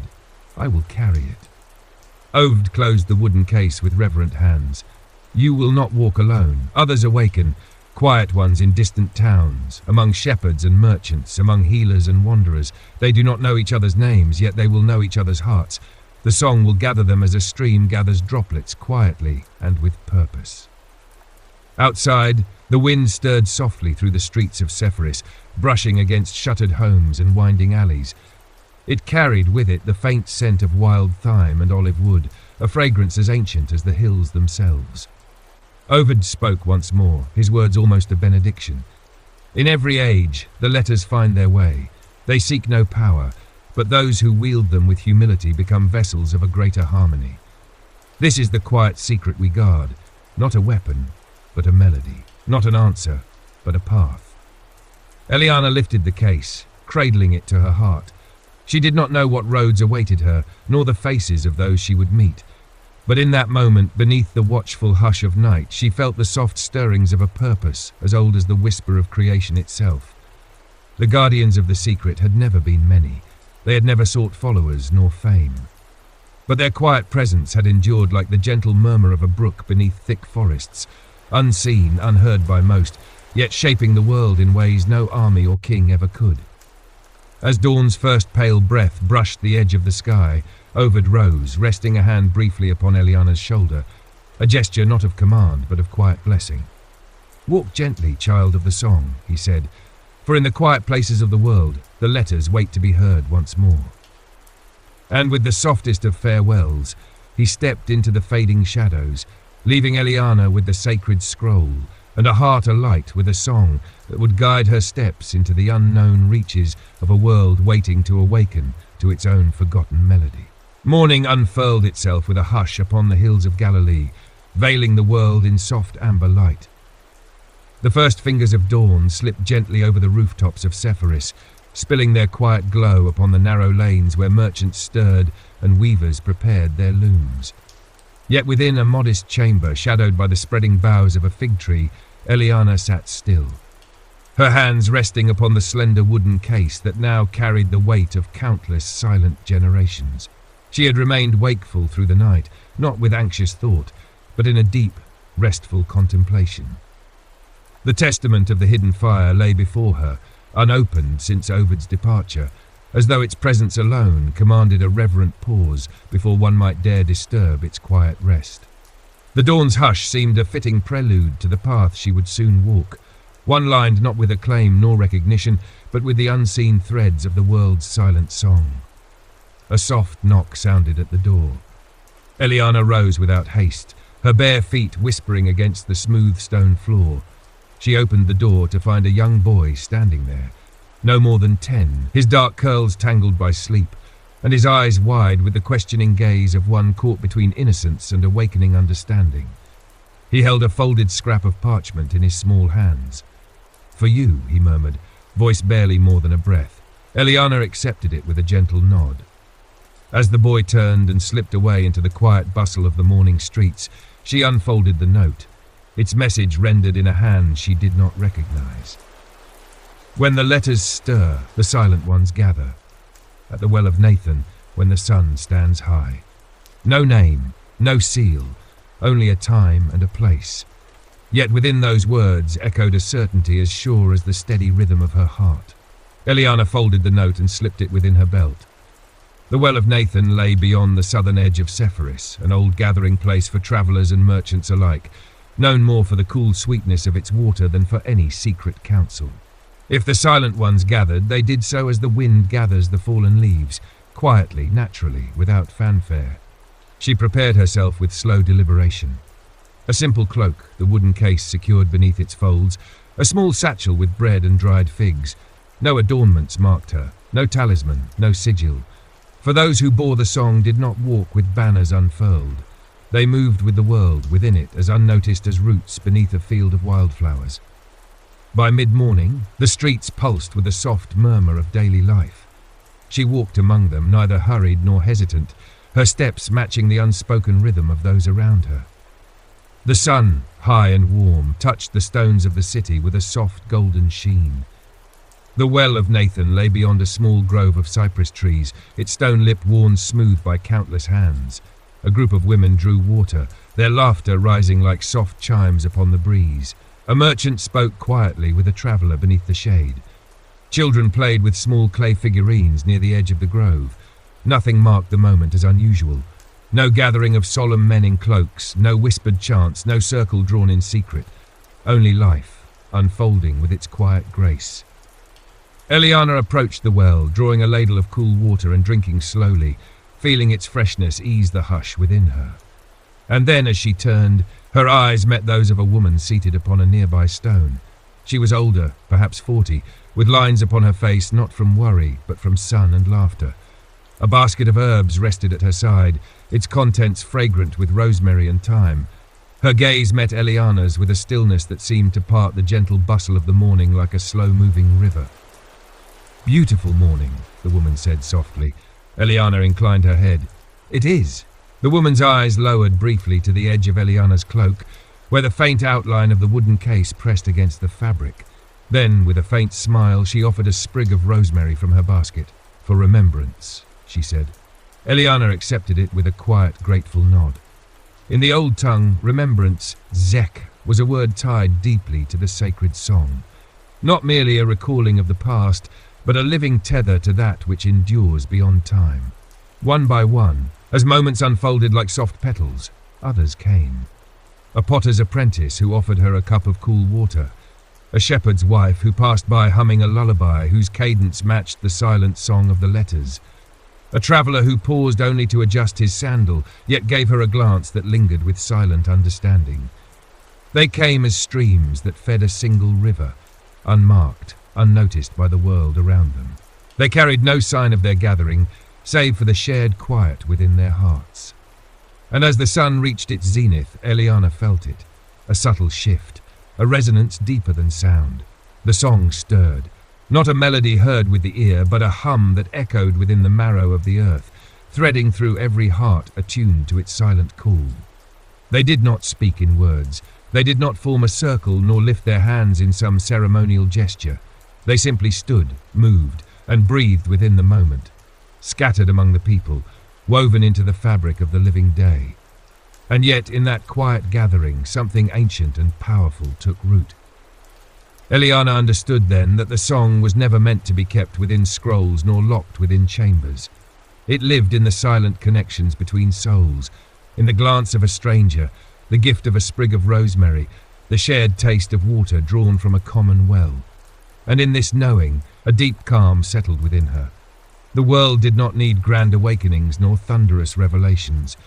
It needed quiet hearts who carried the song into their every act, unnoticed yet unwavering. As the afternoon sun leaned westward, Eliana turned from the well, the wooden case resting lightly beneath her cloak. Around her, life moved on. Merchants called their wares, children's laughter echoed among the trees, travellers pressed on with their journeys. And yet, beneath it all, the song stirred soft, gentle, eternal. Evening cast its gentle hush upon the Galilean hills, and the shadows lengthened with the slow, steady grace of a world moving always toward rest. As the sun slipped beyond the horizon, Eliana walked the winding path that led away from Sepphoris, her steps soft upon the earth worn smooth by countless feet over countless years. The wooden case rested close against her side beneath her cloak, its presence not a burden but a quiet companion in the deepening twilight. The gathering at the well had left no mark upon the world, no whispered rumours in the marketplace, no curious eyes lingering in the streets. It had come and passed like the faintest ripple upon a sleeping pond, yet within Eliana's heart the resonance lingered as a soft, steady hum. She felt it now in the soft rustling of the olive trees, in the hush of the wind that carried the scents of sage and cedar through the quiet hills. Her destination lay eastward, a small village pressed against the lower slopes of Mount Tabor, a place known to few beyond the shepherds and potters who called it home. She knew neither the names nor the faces of those she would meet there. Yet the path unfolded before her with the ease of a river seeking its natural course. The song guided her steps, not with words nor visions, but with a deep certainty that needed no explanation. Night fell fully as she reached a small clearing where a fig tree stretched its gnarled limbs toward the star-scattered sky. The air was cool and still, save for the soft chirring of night insects weaving their own quiet song into the darkness. She paused, resting upon a flat stone at the base of the tree. The wooden case lay across her lap, its surface faintly warmed by the touch of her hands. In the hush of that moment, memories stirred within her, not of her own life alone, but of voices that had echoed through the long corridors of her family's quiet legacy. Her father's voice, soft as falling leaves. To guard a secret is to live it. Her mother's gentle hands, weaving golden threads into a bridal veil. The song is not taught, it is remembered. Her grandfather's low laughter beneath the stars. The letters do not change, but we do, until we can finally hear them. These fragments of memory wove themselves into the silence around her, not as burdens, but as companions upon the road. And then, soft as the sigh of the evening breeze, footsteps approached. Eliana lifted her gaze to see a figure emerge from the darkness, a young man with a traveller's cloak draped over his shoulders, his face partially shadowed by a simple linen hood. He moved with an ease that spoke of long journeys, yet there was no weariness in his step. He stopped a few paces before her, inclining his head with a quiet reverence that needed no words. Eliana bat Mishael, he spoke softly, the words carried with a gentleness that touched the night like a single drop upon a still pond. She nodded, rising slowly to meet his gaze. I am she. I am Malak, he replied, his name falling from his lips like a half-forgotten song. I walk with the song, as you do. They stood in silence for a moment, a silence not of awkwardness, but of mutual recognition, as if two threads woven separately had at last touched within a larger tapestry. I was told, Malak continued, his voice quiet yet steady, that when the song stirred again in the hearts of men, we would find one another without seeking, drawn as leaves are drawn to the river's flow. Eliana studied him, not with suspicion, but with the calm discernment her father had taught her. His eyes held a depth untouched by pride, a stillness unshaken by haste. "What is asked of us?" she asked softly.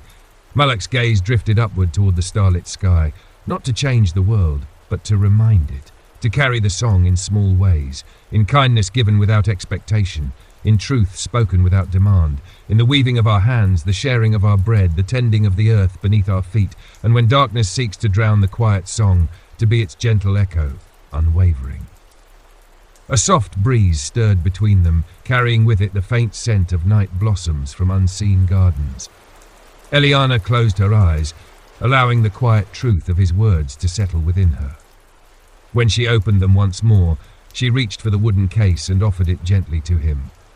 Malak took it with hands that trembled not with fear, but with a reverence born of deep understanding. He held it against his heart, bowing his head in silent acknowledgement. "This is not mine to keep," she said, her voice a soft murmur in the night. "It belongs to the song, and to those who will tend it in quiet places the world will never notice." Malak met her gaze with a soft smile. "And yet, in tending it, we shape the world more deeply than kings or conquerors ever could." They spoke no further that night. There was no need. In the shared hush of that quiet clearing beneath the ancient fig tree, they became not leaders of a movement nor founders of a secret order, but simple keepers of a song that had never truly belonged to any hand or heart alone. As the stars wheeled slowly overhead, they sat together in silence, two quiet souls beneath the vast hush of the heavens, guardians of a melody too soft for the ears of the world, yet strong enough to weave itself through the very heart of creation. And the song stirred on. The dawn of a new day came softly, unfurling with the muted colours of rose and gold as the world roused itself with slow, silent breath. In the hush that lingered between the fading night and the awakening sun, Eliana and Malak walked together along a narrow path winding through the olive groves. The air was cool, fragrant with dew-damp earth and the faint sweetness of ripening figs. They had not spoken much since their meeting beneath the ancient fig tree. Words seemed almost an intrusion upon the quiet understanding that wove between them, a shared awareness of a task neither could fully name, yet both embraced as naturally as the sky embraced the rising light. Malak carried the wooden case beneath his cloak, his hand resting lightly upon it as though to reassure himself of its quiet presence. Though it weighed little, its significance pressed gently against his heart, a silent reminder of the thread he now carried forward in the great weaving of unseen things. Their path led them eastward toward the villages that dotted the fertile plains beyond Mount Tabor, small places known more for their fields and hearth than for any mark upon the scrolls of history. Yet it was in such places, Eliana knew, that the song often found its most faithful echoes. The great cities swelled with noise and ambition, but the quiet heart of the world beat softly in the hands of farmers, potters, shepherds and weavers. They passed a shepherd leading a small flock toward the morning pastures. The man nodded in silent greeting, his gaze lingering briefly upon the pair before he moved on, his staff tapping gently against the stones. A potter's apprentice crossed their path carrying a load of clay, offering a quick smile before disappearing into a cluster of low stone buildings. And in each face, in each simple exchange, Eliana felt it, the faint living current of the song. Not grand nor obvious, but present in the small kindnesses, the quiet duties carried out without expectation of reward. The world moved gently forward upon the shoulders of such souls, unnoticed yet essential. At midday they reached a small village known simply as Einav, a cluster of stone dwellings nestled against a hill, its streets shaded by wide fig trees and fragrant clusters of wild rosemary. Children played near a shallow stream that wound through the village's heart, their laughter rising in soft echoes beneath the sunlit sky. They entered with no announcement, no heralding of their purpose. They walked among the villagers as strangers, yet not as outsiders. Here, as in Sephoris, life unfolded with a quiet rhythm in which they naturally wove themselves. An elderly woman greeted them at a well, offering them water without question. A young girl pressed a sprig of lavender into Eliana's hand before darting away with a shy smile. Malak paused to help a farmer lift a heavy sack onto a cart, exchanging only a nod, before moving on. By late afternoon, as the sun leaned westward and the air grew heavy with the sense of bread baking and herbs drying in the sun, a soft voice spoke from the shadowed doorway of a simple home. "You have come." They turned to see a man of middle years standing there, his eyes bright and knowing beneath brows marked with threads of silver. His robe bore no symbol, his face no mark of distinction, yet within his gaze burned the quiet certainty of one who walked the path without wavering. "I am Yosef," he said softly, stepping forward. "I tend the gathering here." Eliana inclined her head. "We bring the song as it was entrusted to us." Yosef's smile was like the slow unfolding of a blossom touched by the morning sun. And so it comes again, as it always does, in quietness and trust. He led them inside, a simple dwelling with walls washed in soft hues of earth and ochre. The scent of olive oil and fresh bread lingered in the air. Around a low table, a small gathering sat, no more than 7 souls, each bearing the quiet demeanor of those who moved with the rhythm of a deeper current. An elderly potter with hands shaped by years of gentle labor, a weaver with eyes soft as dusk, a healer whose hands cradled a sprig of myrrh, a traveler with sand-stained sandals, a young mother holding a sleeping child, a scholar with a scroll resting upon his knees. They greeted Eliana and Malak with silent nods, no need for formal welcome. The recognition passed deeper than words, a meeting not of strangers, but of threads drawn together by the quiet hand of something greater than any of them. Yosef gestured gently to the wooden case. "May it rest among us." Malach placed it upon the table with reverent care. The room fell into a silence so deep it seemed the very walls leaned inward to listen. And then Yosef spoke, his voice soft but steady. "The song stirs again, not in palaces nor in the courts of scholars, but here, in the hearts of those who remember. The world forgets, as it always has. It will chase after power, after noise, after fleeting glories. But the song remains, in the weaving of hands, the tending of the earth, the kindness offered in quiet places." The potter nodded.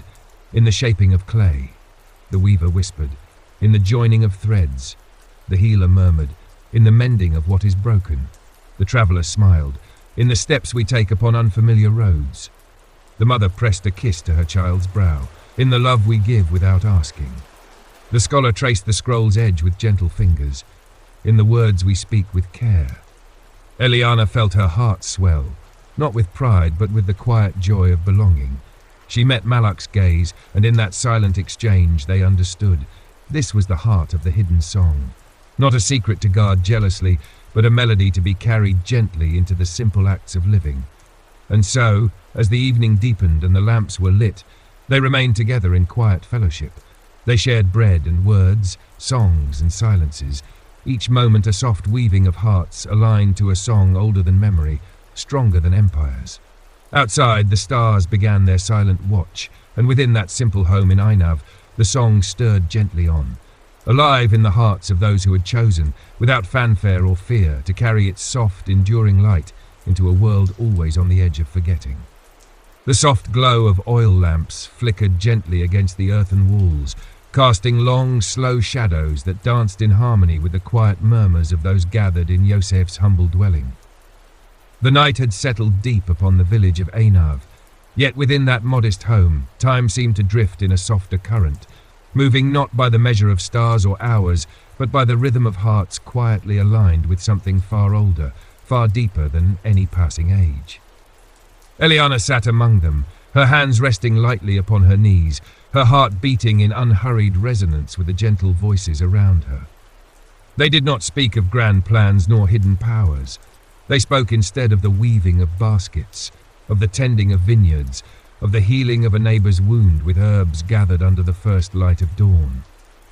It was in these quiet tales that the song wove its threads, subtle, unseen, yet strong as the roots that cradled the earth beneath their feet. Malak listened intently beside her, his eyes reflecting the soft flame of the lamps, his face calm with the simple joy of shared presence. He had laid aside the wooden case upon the low table, where it rested among bowls of olives and loaves of bread, as if it were no different from the other offerings brought together in quiet fellowship. Yet they all knew what it was. They knew it not with the knowledge of scribes or the authority of rulers, but with the deep recognition of those who feel the pulse of something living and ancient, moving unseen through their hands and hearts. Yosef spoke softly, his voice a quiet thread in the weaving of the night. The song lives in the small things. The world may forget this, as it always does, chasing after voices that shout and hands that grasp. But we are called to remember. The old potter nodded. A vessel holds water not because of its clay, but because of the empty space within. The weaver smiled gently. The strongest thread is the one no eye can see. The healer touched her hand to the heart of the sleeping child in the young mother's arms. A wound does not heal by force, but by patience and gentle tending. Eliana felt the truth of their words settle within her as softly as a leaf falling upon still water. She had been raised with these teachings in whispers and quiet gestures, yet here, in the soft lamplight among hearts attuned to the same silent song, she felt their living presence in a way she had never known before. Yosef turned his gaze upon her, his eyes reflecting both the depth of the night and the soft glow of the gathered hearts. "Eliana bat Mishael," he said, his voice as gentle as the hush before dawn. "The song has chosen to move through you, as it has through many before you, yet it does not claim you, it invites." She met his gaze, her heart steady. "I have accepted." A quiet murmur of acknowledgement moved through the circle, not applause nor praise, but a simple shared breath of understanding. Malak spoke then, his voice low and thoughtful. "And when the world rises against the song, when kings and scribes, merchants and warriors seek to silence its whisper," the healer answered, her eyes soft with the wisdom of many quiet years, "then we remain. We do not rise in arms nor hide in fear. We tend the song as we always have, with patience, with quiet, with steadfast love." The scholar, silent until now, lifted his head, his voice clear but soft. "For even if the world forgets, the song remembers." The words settled over them like a gentle cloak, and for a long moment none spoke. They simply sat together, a circle of quiet souls woven by the unseen threads of an ancient melody. And then Yosef reached forward, placing his hand gently upon the wooden case. His fingers lingered there, not as a man claiming possession, but as one acknowledging the sacred trust resting within. "We will carry this," he said softly, "not as a burden, but as a quiet flame in the heart of our living." He lifted his eyes to Malach and Eliana. "You have brought it to us. Now we shall weave its song into the life of this village, into every loaf of bread, every woven cloth, every shared cup of water, and when it is time, the song will move on, as it always does."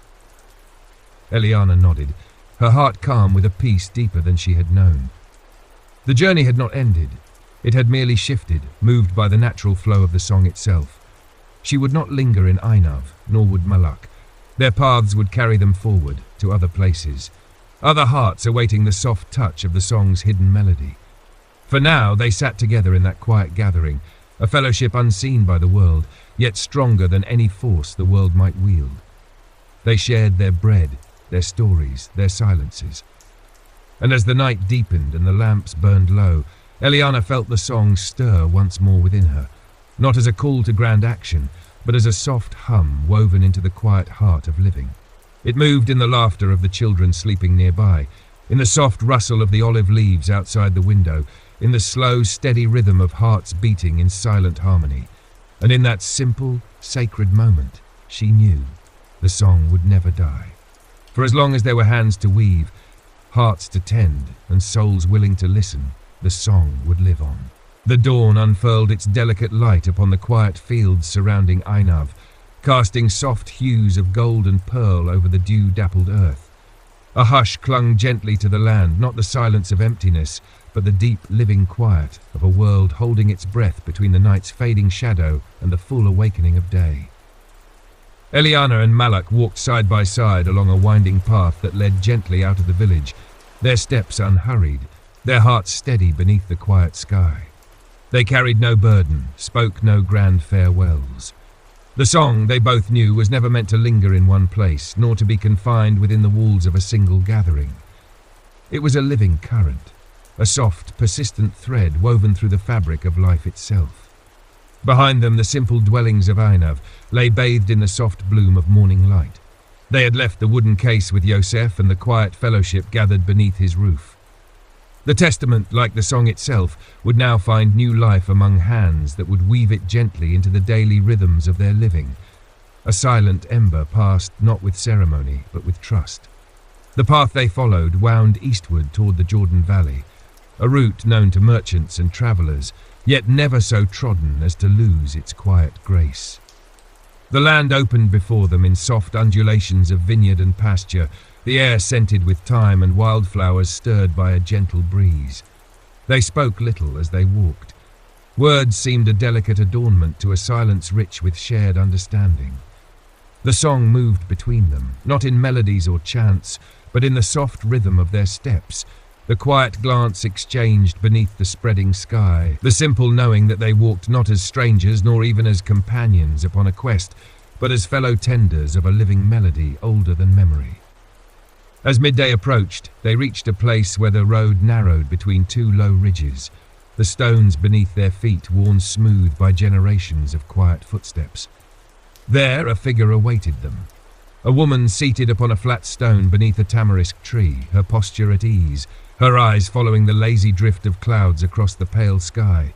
She wore simple garments of undyed linen, her dark hair braided loosely down her back. At her side rested a staff adorned with faint carvings, symbols so worn by time they seemed more like whispers than marks. When Eliana and Malak approached, she lifted her gaze, offering them a smile soft as the first bloom of dawn upon the hills. "You walk with the song," she said gently, her voice a soft thread woven into the hush of midday. Eliana inclined her head. "We walk as it leads." The woman rose with a grace that seemed born not of learned skill, but of a life lived in quiet harmony with the world around her. "I am Kezia. I watch this road." Malak stepped forward, his tone as calm as the breeze that stirred the tamarisk leaves. "You are a keeper?" Kezia's smile deepened, a soft gleam of knowing lighting her eyes. "I am a listener." Eliana met her gaze, feeling the soft resonance of shared recognition stir gently between them. "And have you heard?" Kezia nodded once, her hand resting lightly upon her staff. "The song stirs, faint as it always begins, yet sure as the dawn that follows every night. I heard it in the cry of a newborn in the village beyond the ridge, in the laughter of an old man tending his olive trees, in the hush of the earth beneath the falling rain." Malak's eyes softened. "Then you know why we walk." "I do." Kezia turned her gaze eastward toward the faint shimmer of the Jordan River far in the distance. The world shifts. A great noise rises, a clamour of kings and armies, of scribes and merchants, each seeking to claim what was never theirs to hold. They move like storm clouds, blind to the soft melody that moves beneath their thunder. She fell silent for a moment, her eyes distant, before turning back to them. And yet, the song moves on. Quiet, steady, patient.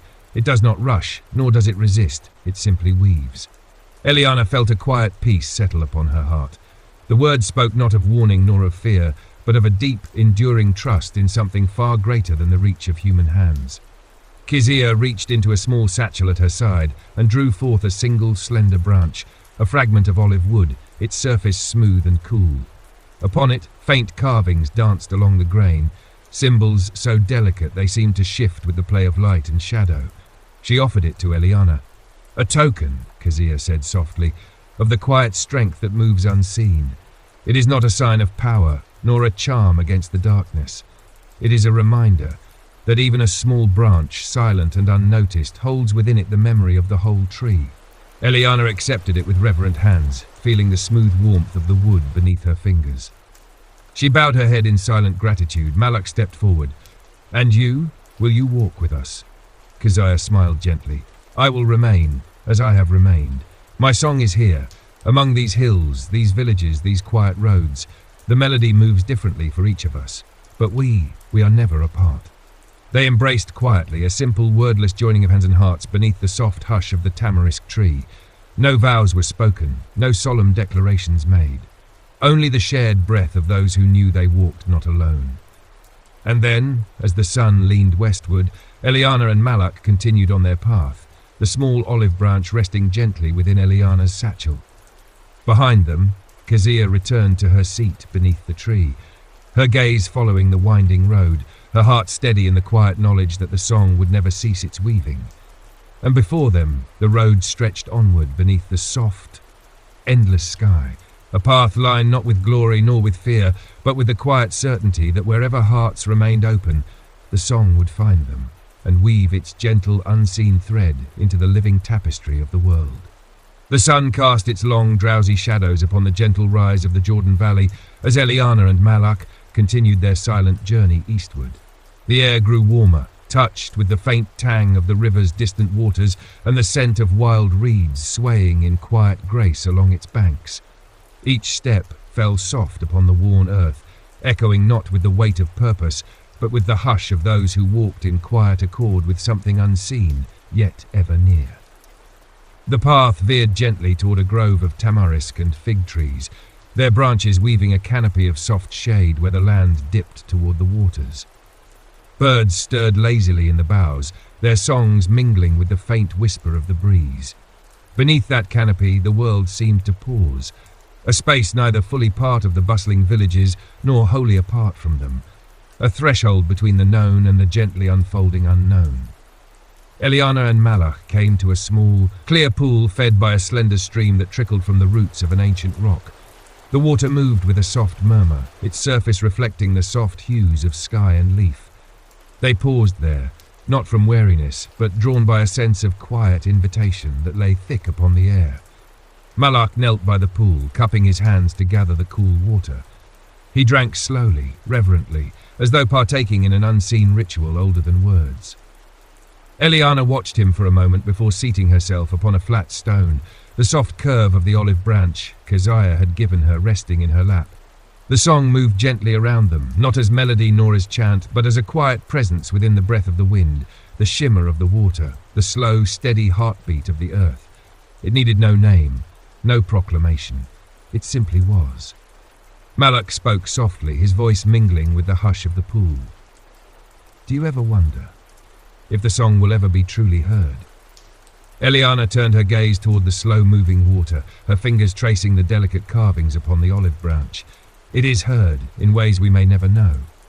Malak lifted his eyes to hers, but never by all. She met his gaze with a soft, steady calm. "It is not meant for all. The song weaves itself into the quiet hearts of those willing to listen. It cannot be forced upon the world. It moves, as the wind moves the grass. It is there for those who choose to feel it." He considered this, nodding slowly. "And yet, I wonder if we are enough, if the few who hear it can carry it." Eliana smiled gently. "We are not few, we are as many as the silent stars. The world may only see a handful, but the song threads itself through hearts in places we will never walk, in lives we will never know." As they sat in the quiet, a soft sound reached them, the gentle approach of footsteps along the shaded path. Neither turned nor stirred in alarm. The song moved with the hearts of many, and they had learned to trust its quiet guidance. From the curve of the trees emerged an old man, his steps slow yet certain. His robes were simple, travel-worn, and marked by the dust of long roads. His beard, white as almond blossoms, flowed gently to his chest. In his hand he carried a slender staff, capped with a small stone, polished smooth by countless years of holding. He stopped a short distance away, his eyes reflecting the soft gleam of the water, and gave a slow nod of acknowledgement. "Peace to you," he said in a voice that resonated with the calm of a river's flow. Malak rose and returned the nod. "And to you." The old man's gaze settled upon Eliana. "You carry the branch of remembrance."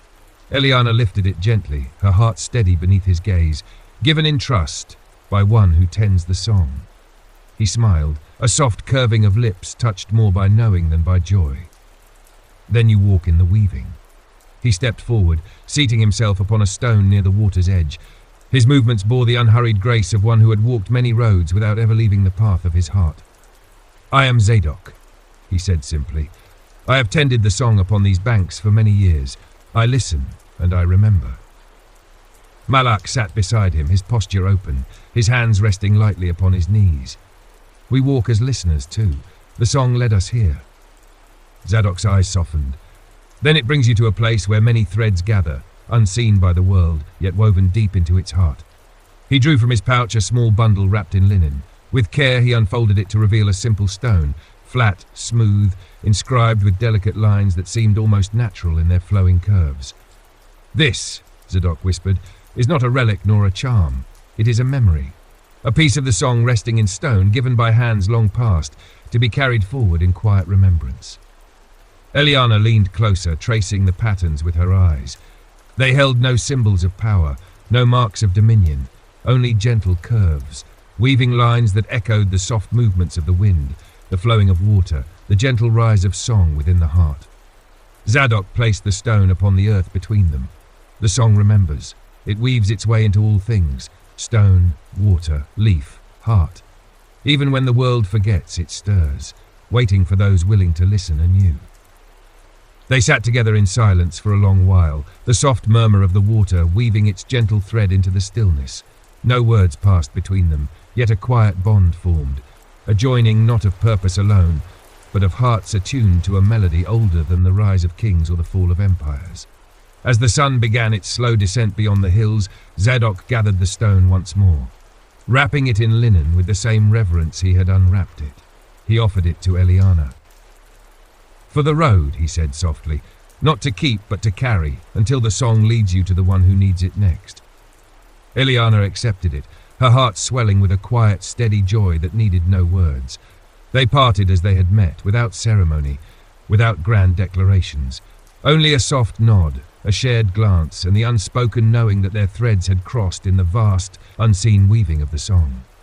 And as the evening settled its soft hush upon the land, Eliana and Malak walked once more along the quiet path, the memory stone resting gently within her satchel beside the olive branch. The song stirred within them, gentle, unseen, eternal. Night came upon the Jordan Valley with the grace of a soft-spoken guest, unannounced, unhurried, yet filling every hollow and rise with its velvet hush. The stars began their slow bloom in the vast tapestry above, distant fires winking in silent fellowship with those who walked the unseen paths of the song. Eliana and Malak made their camp beneath a cluster of tamarisk trees, where the ground lay soft with fallen needles, and the air hummed faintly with the quiet rustle of branches swaying against the sky. They built no fire, laid out no feast. Their simple meal of bread, figs, and cool water sufficed, a quiet repast shared not in ceremony, but in quiet gratitude. Eliana sat with her back against the gnarled trunk of the largest tree, her hands resting upon her lap where the olive branch and memory stone lay side by side. Malak sat nearby, his gaze turned toward the night sky, his face calm beneath the soft sheen of starlight. For a long while they remained in silence, each attuned to the deep hum that moved unseen beneath the surface of the world, the soft song that had called them from their quiet lives into this gentle pilgrimage of the heart. It was Malak who spoke first, his voice low, a thread barely stirring the hush of the night. "I wonder," he said softly, "how many have walked this road before us, unseen, unheard, carrying the song from hand to hand, heart to heart." Eliana turned her gaze toward him, her heart steady. "As many as there are stars above, and more still, for the song is carried even by those who do not know its name." Malak nodded slowly, the faintest smile touching his lips, "even by those who believe they walk alone." She reached for the memory stone, tracing the soft curves of its ancient carvings with a gentle finger. No one truly walks alone. The song weaves even through solitude, binding each heart into the quiet tapestry of all things. A soft wind stirred the branches above them, carrying the faint, fragrant scent of distant blossoms. The world felt vast in that moment, not in its size, but in its quiet depth, its unseen connections weaving every heart, every breath into a living whole. Malak leaned back upon the soft earth, folding his hands beneath his head, his gaze resting upon the wheeling stars. "Do you think the song will ever be known by name?" Eliana smiled gently, her eyes reflecting the soft shimmer of the sky. "It does not need a name. It is known by every act of kindness, every word spoken in truth, every hand extended in quiet grace. Its name is written in the hearts of those who live it." The night deepened around them, a soft cloak drawn by unseen hands. In the silence that followed, the world seemed to hold its breath, not in waiting, but in a soft, living stillness that welcomed all who dared to pause long enough to feel its gentle heartbeat. From the shadows beyond the trees, a soft voice spoke, so quiet it seemed more a part of the wind than a voice at all. "You speak as those who have heard, and yet have not forgotten." Eliana and Malak did not startle. They turned their heads toward the sound. their hearts steady in the quiet trust that had grown within them along the unfolding road. A figure stepped into the soft starlight, a woman clothed in a simple tunic of deep blue, her dark hair braided with thin threads of copper that caught the faint gleam of the night. Her face bore the calm grace of one long accustomed to walking unseen among the many, her eyes deep with a quiet knowing. She inclined her head slightly. "I am Miriam." Eliana offered a soft smile. "We are Eliana and Malak." Miriam moved closer, seating herself upon the earth as naturally as one joining an old, familiar gathering. "The song led me here, as it has led you." Malak nodded. "And so it weaves us together." Miriam's gaze softened. "It does, always in its quiet way. We do not choose where it leads, only whether we will walk with it." Eliana studied her for a moment, the calm strength in her posture, the soft clarity in her eyes. "You have walked with it long." Miriam gave a gentle nod. "I was taught by those who walked before me, who were taught by those before them, and yet we all walk the same path, no first, no last."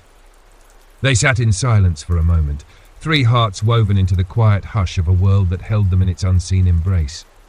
Miriam reached into a small pouch at her side, drawing forth a slender cord woven of fine threads, each strand a different hue of earth and sky, river and leaf.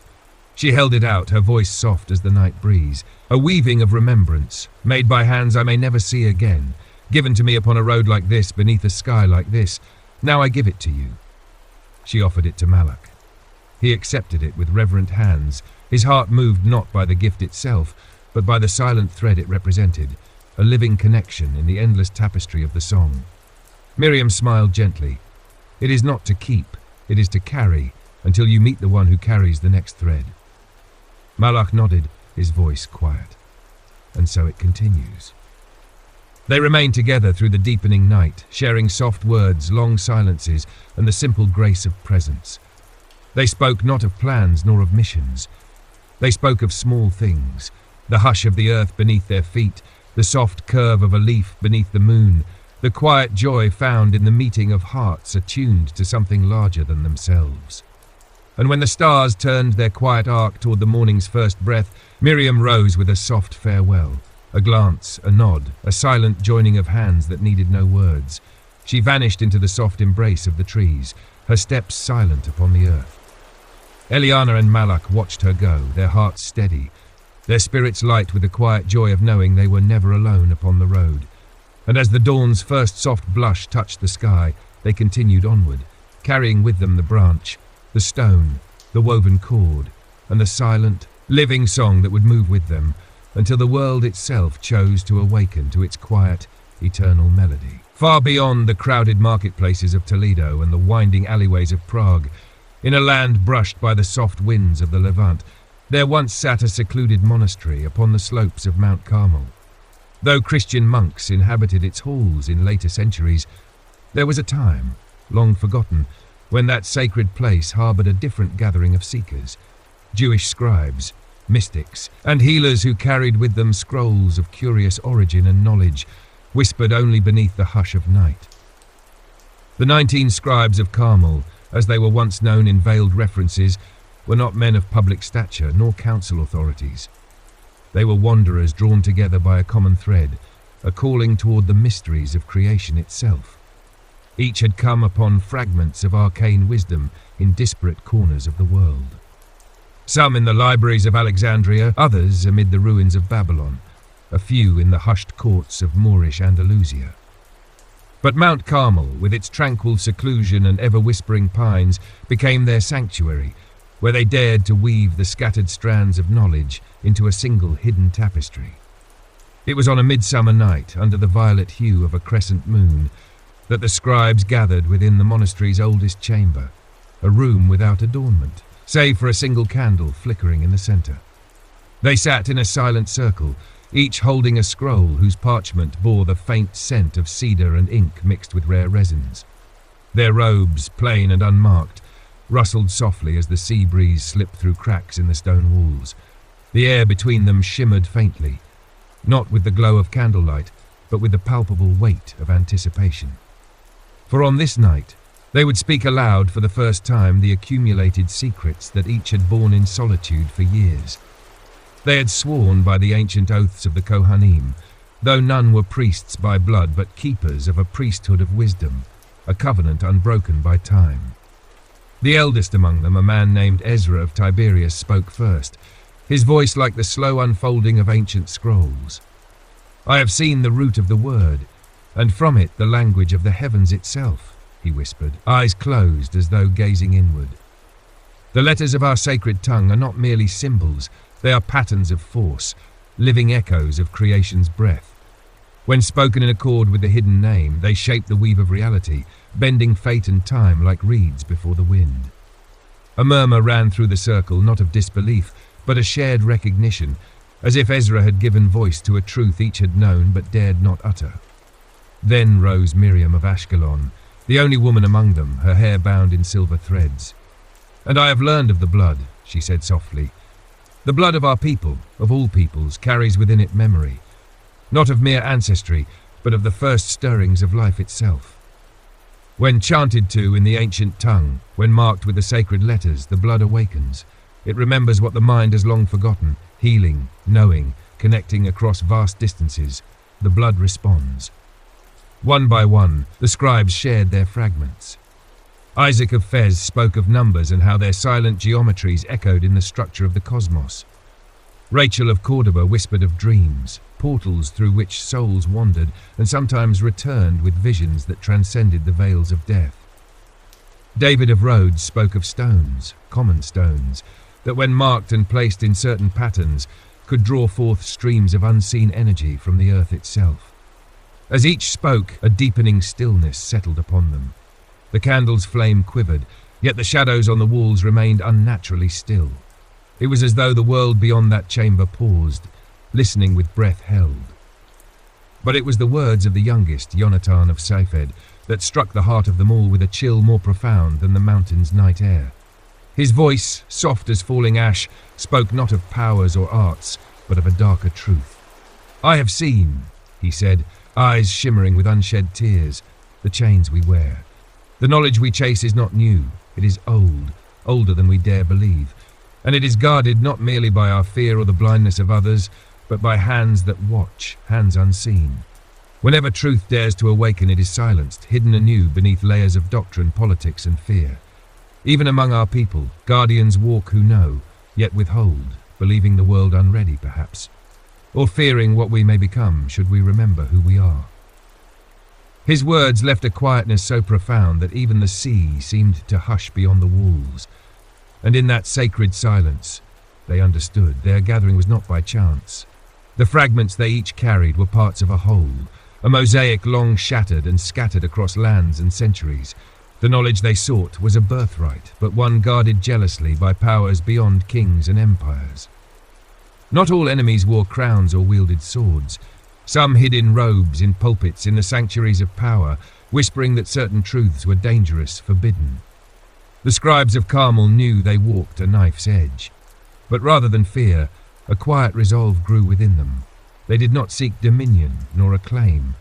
Their purpose was gentler, though no less daring, to preserve the fragile embers of wisdom, to pass them quietly, subtly, beneath the notice of those who would extinguish them. Through song, through stories, through whispered teachings and secret symbols sewn into the very fabric of Jewish life, they would carry the knowledge forward, until a time when the world might awaken to receive it. And so before dawn, they each pressed their scrolls into a single chest of cedar wood, binding it with seals marked in the letters of Ezra's tongue and the sigils of Miriam's craft.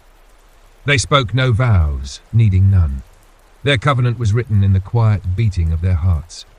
As the first light of dawn touched the Carmel's slopes, 19 figures stepped into the golden hush of morning, scattering to the winds, vanishing into the tapestry of history as mere travelers, scribes, healers, teachers.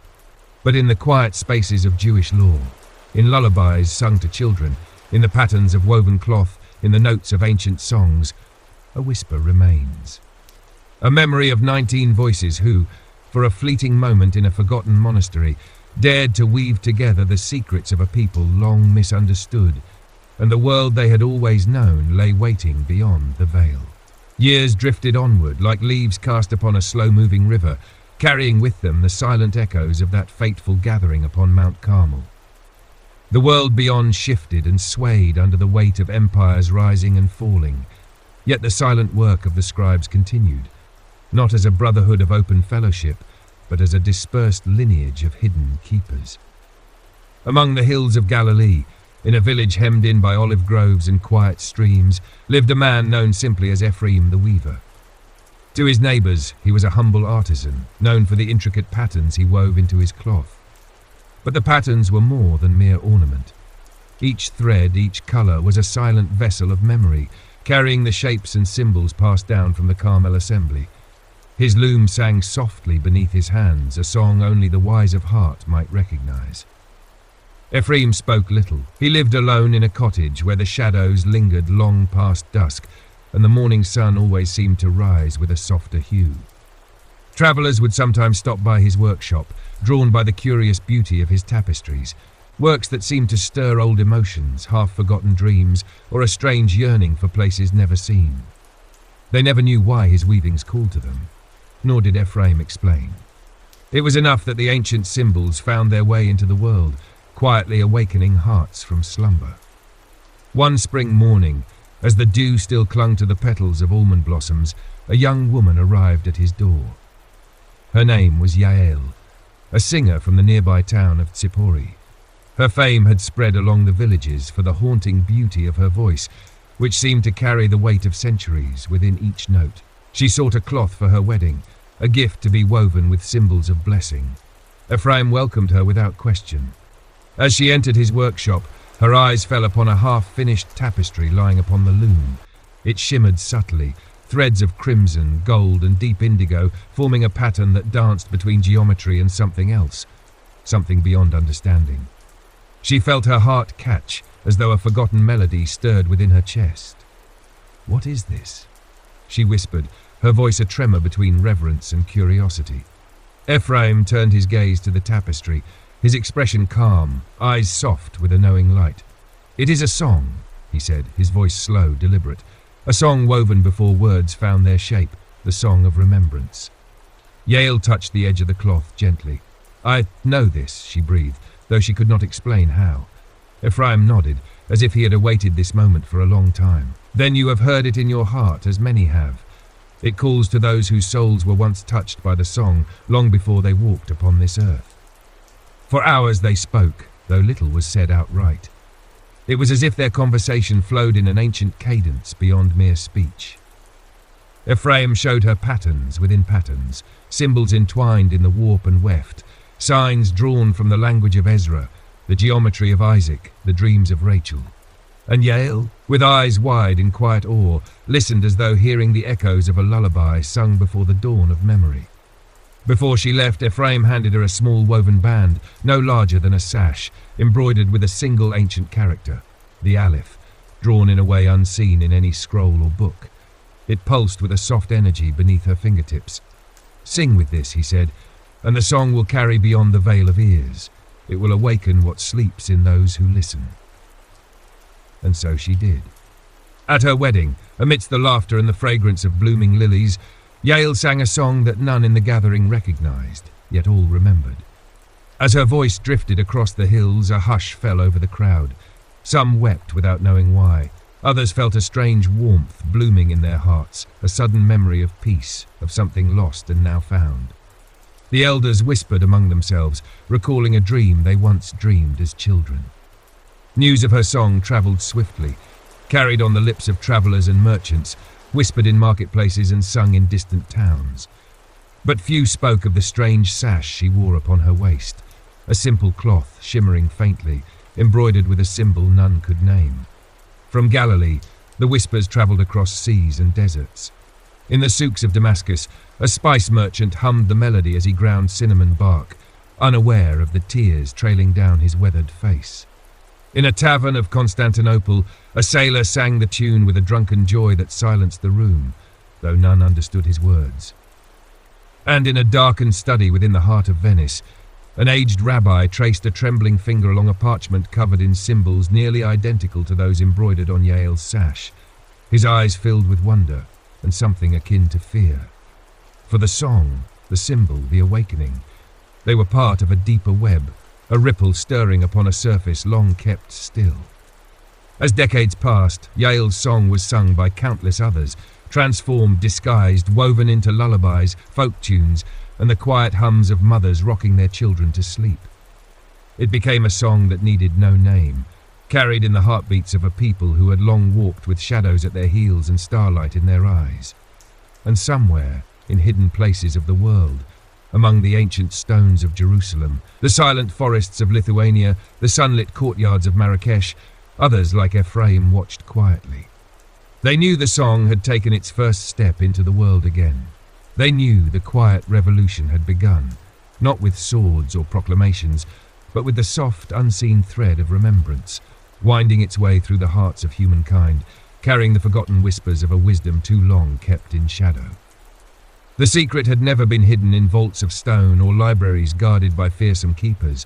It lived in the gentle hands of a weaver, in the voice of a bride, in the tear of a stranger moved by a melody half remembered.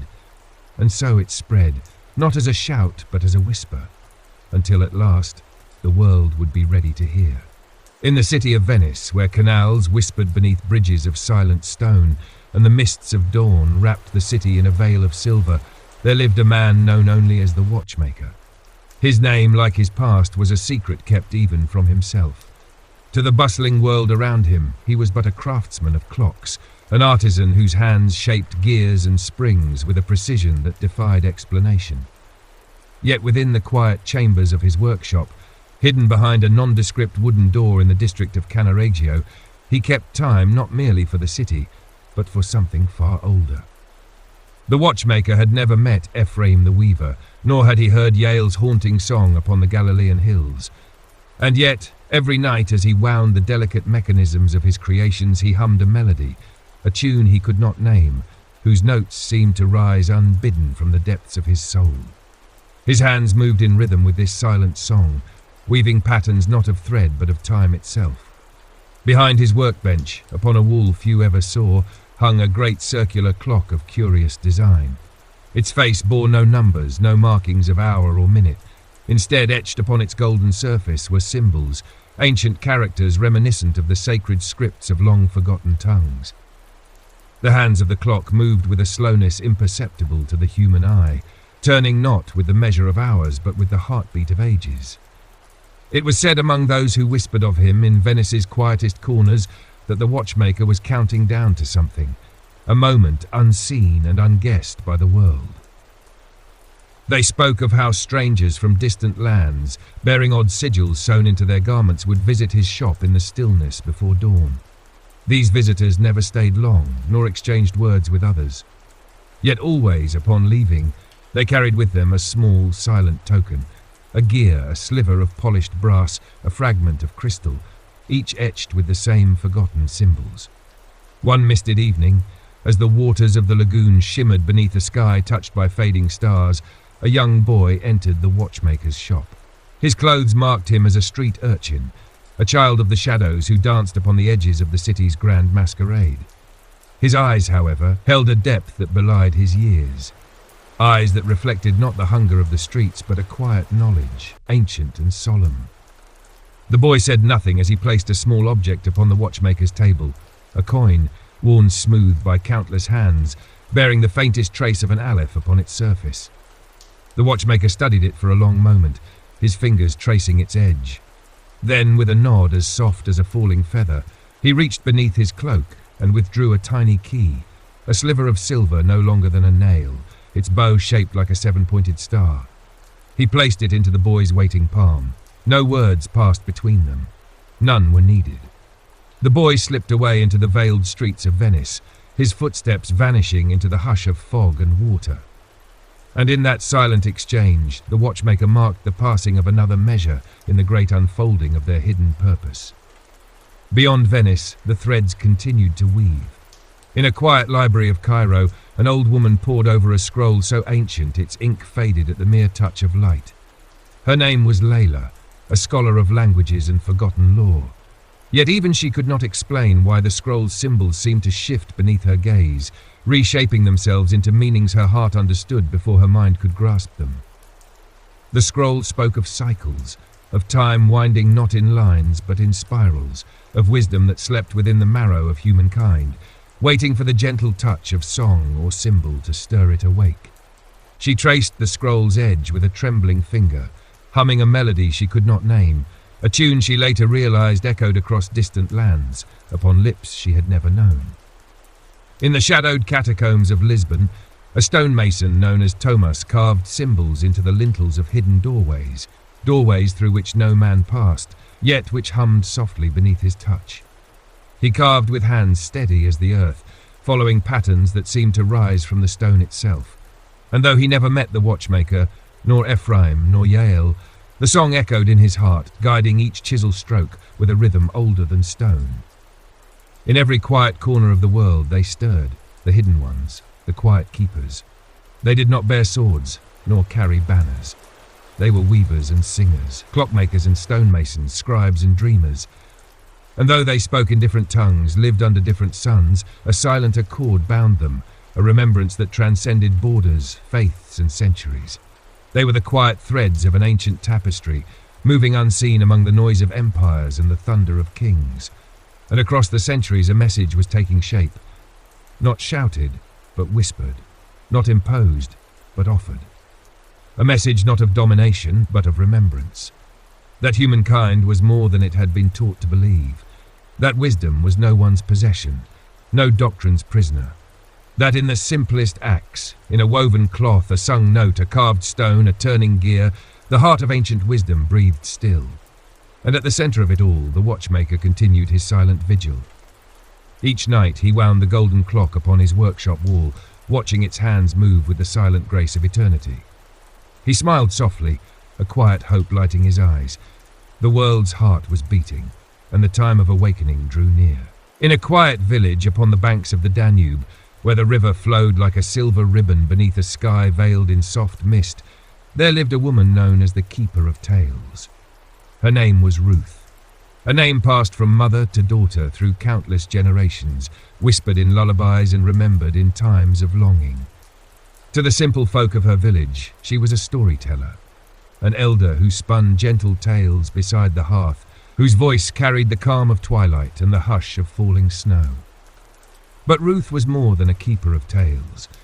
Her stories were not mere fables, nor idle musings to pass the dark hours. They were vessels, ancient echoes of a wisdom woven carefully into the fabric of words and silence. For within every gentle parable, every whispered legend of kings and shepherds, of stars and hidden treasures, Ruth placed a fragment of the knowledge passed down by the scattered keepers. The scribes of Carmel, the weaver of Galilee, the singer of Tzipori, the watchmaker of Venice. She spoke of keys hidden in plain sight, of melodies that unlocked forgotten doors in the heart, of patterns etched in time and memory. Her listeners never realized what stirred within them as they sat by the hearth's glow, only that somehow they felt a peace long missing, a soft awakening of something they could not name. On a winter's night, beneath a sky where snow fell like silent whispers, Ruth gathered the village children around her hearth. The flames flickered gently, casting soft light upon their wide, expectant eyes. She began a story unlike any she had ever told, a story of a people who had walked the world unseen, bearing a treasure no king could buy, no army could seize.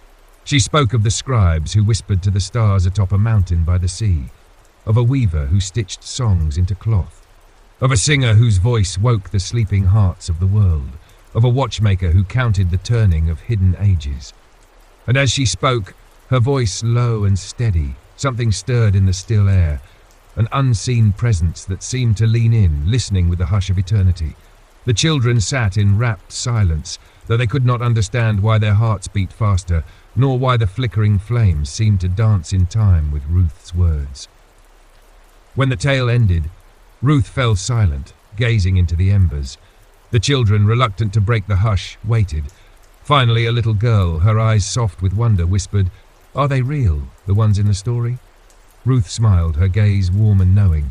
"Perhaps," she said softly, "perhaps they are as real as the breath you draw, as the dreams you carry. Perhaps they are nearer than you think." The children left one by one, their hearts carrying a quiet, nameless hope. But one boy lingered. His name was Eli. a child known for his silent ways and curious eyes. He stood beside Ruth, watching the fire with a thoughtful frown. "Why do they hide?" he asked, his voice barely above a whisper. Ruth turned to him, her expression gentle. Because the world was not ready to listen. Sometimes when the heart sleeps too deeply, truth becomes a burden too heavy to bear. Eli met her gaze, something ancient flickering in his young eyes. "Is it ready now?" For a moment Ruth saw not a boy, but the echo of countless generations, the faces of those who had carried the secret through shadows and light, who had sung and woven and carved and dreamed, the heartbeat of a hidden people, waiting for their moment. She placed a hand gently on Eli's shoulder. "Perhaps it is, and perhaps you will be the one to know when." The embers glowed softly, casting a warmth that seemed to embrace them both. That night, as the village drifted into quiet slumber, Ruth sat alone beside the dying fire. She traced a symbol into the ash, a simple aleph drawn with a fingertip. Around her, the walls of her cottage seemed to hum softly, as though echoing a melody too soft for waking ears. From the shadows beyond the hearth, a figure stepped forward, a man wrapped in a cloak of deep grey, his eyes carrying the reflection of distant stars. He bowed his head slightly. "It is time," he said. Ruth met his gaze without surprise. "So it seems." The man extended a hand. In his palm rested a small, delicate key, the same seven-pointed design once carried by the boy in Venice. Its surface shimmered with a soft inner light. "We are gathering," the man whispered, "from east and west, from the cities and the forests. The weavers, the singers, the dreamers, the keepers. The song has awakened. The world stirs." Ruth took the key gently, her fingers closing around it. "Then let us walk into the dawn together." And so it began. Across the world, from the silent valleys of Judea to the snow-veiled forests of the north, the hidden keepers stirred from their quiet watch. They stepped from shadow to light, not as conquerors, nor as heralds of doom, but as quiet bearers of a remembrance long overdue. They walked among the crowds of bustling cities, sang in the markets, wove their symbols into common garments, whispered forgotten melodies into the hearts of strangers. And everywhere they went, a gentle awakening followed, a soft murmur of remembrance, a stirring of ancient dreams. It did not come as a storm nor a cry, but as a dawn, gentle, inevitable, and filled with the golden hush of promise. The secret of the Jews, guarded for centuries, not by fear but by quiet love, flowed at last into the world, not to divide but to heal, not to conquer but to remind. A secret that was never truly hidden, for it lived within the quiet spaces of every heart that longed for meaning beyond the noise, every soul that dreamed of light beyond the veil. And in the hush of dawn, beneath a sky kissed by the soft fire of a waking sun, the world remembered.